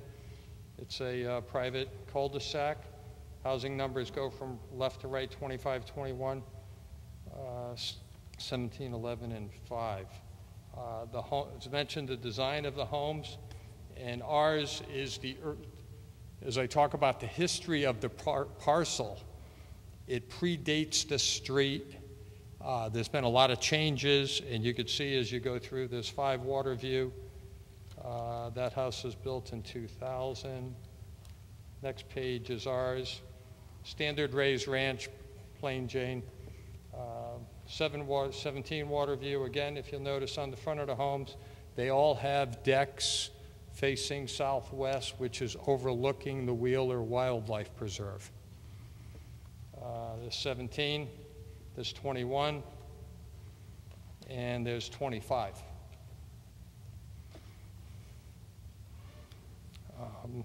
The property at 11 Waterview has an interesting history which has a bearing on my request. The home was originally on Deerwood, and it was parceled out from a site which I've been told was a local marine repair business. Thanks to the P&Z office, I got copies of something goes back to when the house was being proposed. The next page has a segment of that, and you can see the existing buildings. I can pass this around.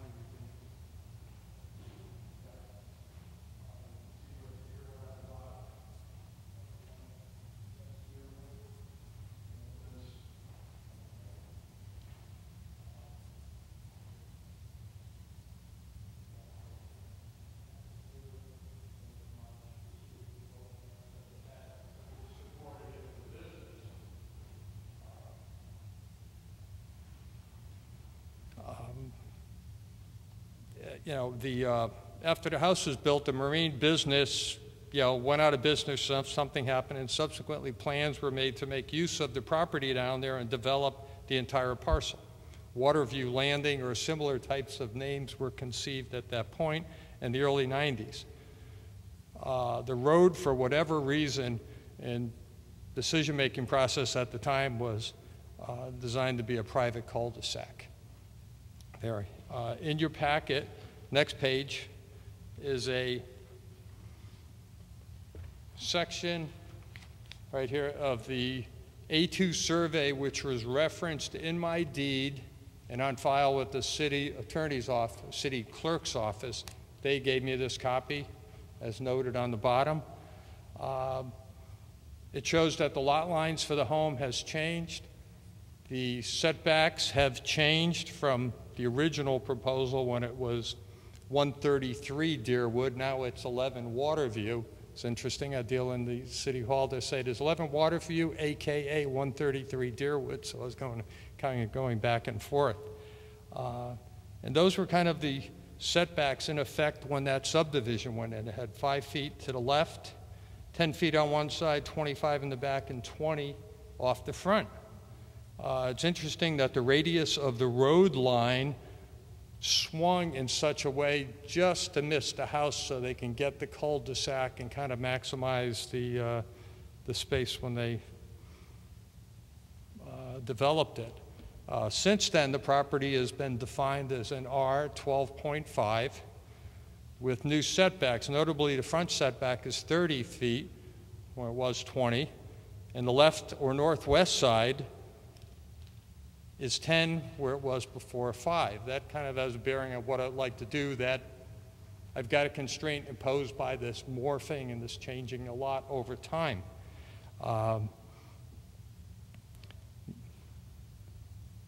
My request for a variance would allow me to renovate the house, our home, as follows. The next drawing that you have in your pack shows the front elevation. It's the one that follows this, and it's, sorry, first drawing that comes up. We'd like to construct a front second floor deck off the front of the house. The design is consistent with the neighborhood and style and size. The deck would be accessible from the living room, kind of extend our living space with new patio doors and allow us and our guests to enjoy the beautiful views and vistas we have there, and also benefit when the doors are open from the prevailing westerly winds that we have. Old style house, baseboard heat, no air conditioning, that really does a job. The winds help a lot. It also would eliminate the need for going up and down the stairs. Wife and I are both retired. We're not getting any younger, and steps, makes a difference. Also, what we'd like to do that's also on the front elevation, is build a new front porch with a covered entry. The covered entry will be for protection from the elements when entering and exiting the house. The front entry stairs will be shallower in pitch and wider than the current stairs. The shallower pitch will benefit the 2 seniors living in the house, plus our mothers that come over. Present, my mother is living in a nursing home. She's an assist too, so we really need a person on each arm, kind of assist her into the house. The narrow stairs right now, with the pitch that we have, it's almost that we're lifting her up. It's risky and for all parties, including her. And last, item 3, is the rebuilding of the rear deck on the house. And next page, and showing the rear elevation. This is all outlined on the A2s that I provided earlier when I submitted the application. And if you'd like to see, the next one is a fold-out. There's a floor plan showing the front as well as the rear of the house and the deck and the projection connecting with the pools. Is the rebuilding of the rear deck and the screen porch underneath it. A portion of the deck, if you're facing the rear to the left-hand side, is within the 10-foot side lot. There was no issue when it was a 5-foot side on that side. It is when it's a 10-foot side. The plans are to maintain the existing footprint of the deck, go no further back, but maintain that line and rebuild it. And I really feel with what I'm seeing on the condition, it's probably going to have to be a tear down and build new. Hence, I'm asking for the ability with this variance. The improvement of the decks that we're talking about will be to eliminate the staircases of it, which is a little bit further to the right, and have the staircase be a connecting structure from the house deck down to a pool deck. And I have an existing pool, and it was surprise when I went to the Planning and Zoning office and found out that it was an accessory structure. They got a permit to put it in. They never got it approved. It's too close to the line. And as I found out, if you try to connect an accessory structure with the main structure and it's not in compliance with the accessory structure, side lot setback, you will probably have to move the pool. The pool's too big anyway, so I decided to make life simple. The big, ugly pool that's in non-compliance to where it is, shame on me from the previous owner, is going to go out. A much smaller pool of a suitable design for the property is going to go in with a deck that's going to connect to it. The new pool, the pool deck, the connecting structure to the house deck, all will be compliant with both the rear and the side setbacks. So the request for the variance is to put on a front deck coming off our living room, redesign and improve the front entryway of the house, and to renovate, rebuild, probably as build new, the back deck off the house with the existing line with no extensions in that area where there's a conflict with the setback. In closing, it's for the aforementioned reasons, an associated history of the property from a back lot with the marine business to a smaller part of the subdivision, and now with the new setbacks with the R12.5, that I request a variance as submitted. Do you have any questions? Go ahead, Mr. Soto. I might have lost you a little bit on that. So what was the original zone on the house? I don't know. I went through history to try to find it out. So the house was built and then the property was rezoned to R12.5?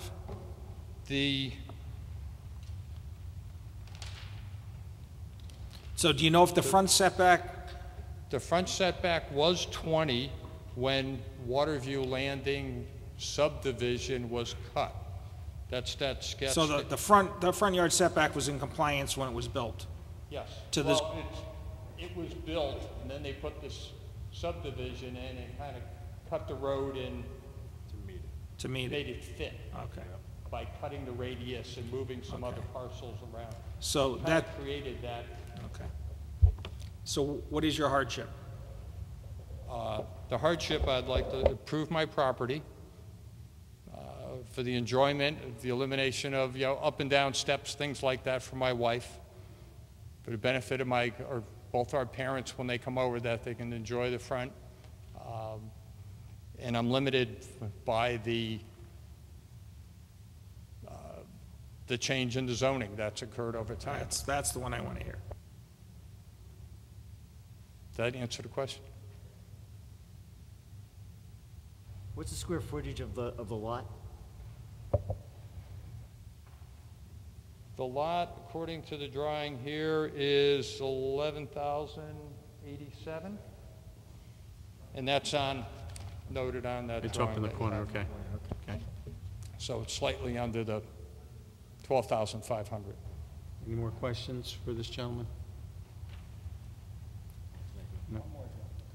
Go ahead, Mr. Soto. Find the button. So off the back of the house now, there's an existing deck that you're going to convert into a screen porch? There is an existing screen porch. Okay, so that's an existing porch. Yeah, the screen porch is existing underneath. The deck is existing. It's just beat up. It's falling apart. There's So safety factors with it. I need to rebuild So it. you're rebuilding that in the same footprint? Exact same footprint. Okay. That it sits now, the deck plus the stairs, which are kind of more towards the center line of the house than not in that. So really, if you weren't rebuilding that, you wouldn't need a variance for that. You would only need the front variances. Right. If I were to do a rebuild only and maintain things, but what I'm doing is looking at it, the construction Right. is such to be safe and secure and make a solid deck. Okay. It's probably going to be a knockdown and build new to new modern codes, because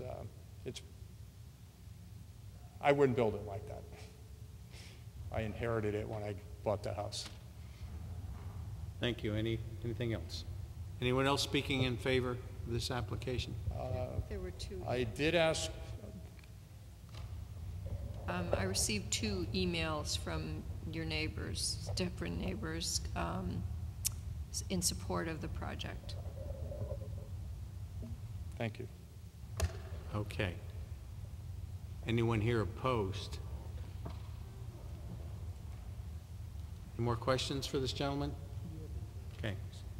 This hearing's closed. As he stated, most of the, all of them, just about all the variances are to the front. There's room there. It's not like, it's not really affecting anything, so. And you'll have to judge on the hardships that you heard. And some of your thoughts. Yeah, I don't have a problem with this. I mean, the porch is there, it's being rebuilt in the same footprint, and if they didn't rezone the lot, you wouldn't need that much of a variance in the front. You need a little bit of one, but not much. And this house Ms. is, Ferranti? yeah, this house is a lot closer to the road than the others, and adding that front porch patio deck off the front living room is consistent with all the other houses who have the room to freely do so. This lot does not. Anything else? Yeah, I think it's all about the placement of the house on the lot and then trying to give it the character and afford it the same opportunity that all the other houses have on the street. So I personally don't see a problem with this application. Well, it sounds like you're all pretty much in favor, so we need a motion. Make a motion to approve? Second. Reason for the motion to approve is the hardship that was stated earlier in the testimony and the fact that we'll follow the survey presented to us within the package today. We have a motion to approve. We have a second on the motion. Mr. Soto? With the motion. Mr. Vicino? I'm with the motion. Mr. Haberman? With the motion. Ms. Ferranti? With the motion. I'm with the motion. It's approved. Item number 12, nope, item number 8, 12 Bittersweet. Eight has been withdrawn. Oh, didn't know that, okay. Old business has Really? been moved till next month. And I'm sorry, under old business, 12 France Street. That's been tabled. Yeah, it's been tabled to next month at That's the been request of tabled. the applicant. So that's it for our agenda here. We can move on to new business. Do you want to, New business, you have to vote on the calendar for next year. Stephen? You have to vote on the calendar for next year. Meg, do you want to explain something about the calendar? It's just our dates. It's, Yeah, the annual calendar, the standard time frame for the Zoning Board of Appeals is the second Tuesday of the month.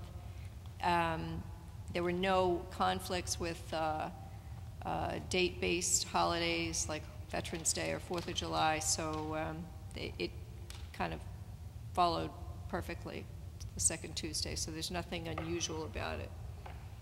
So we have a new calendar for 2016. We need a motion to accept it. Make a motion to approve the calendar for 2016. Second. All in favor? Aye. Opposed? Okay. Go ahead. In other new business, I just want to note, before you leave, if you would just let me give you, I have new regulation updates from Planning and Zoning Board, and I just want to hand them out. It doesn't require action on your part, but it should be incorporated with your other packets of regulations. Any staff update? Yes, there is. Our very own Meg was, she was awarded Employee of the Month. So congratulations to Meg.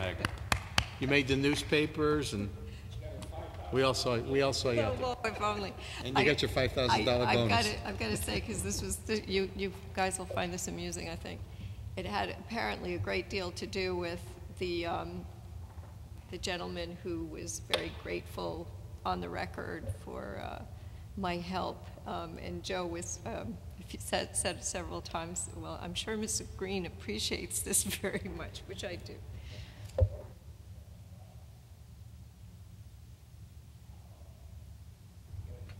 All right, acceptance for the minutes, November 10th, 2015. We all read them? No errors? Everything's okay? Motion? to Make a accept? motion to Okay. approve. Okay.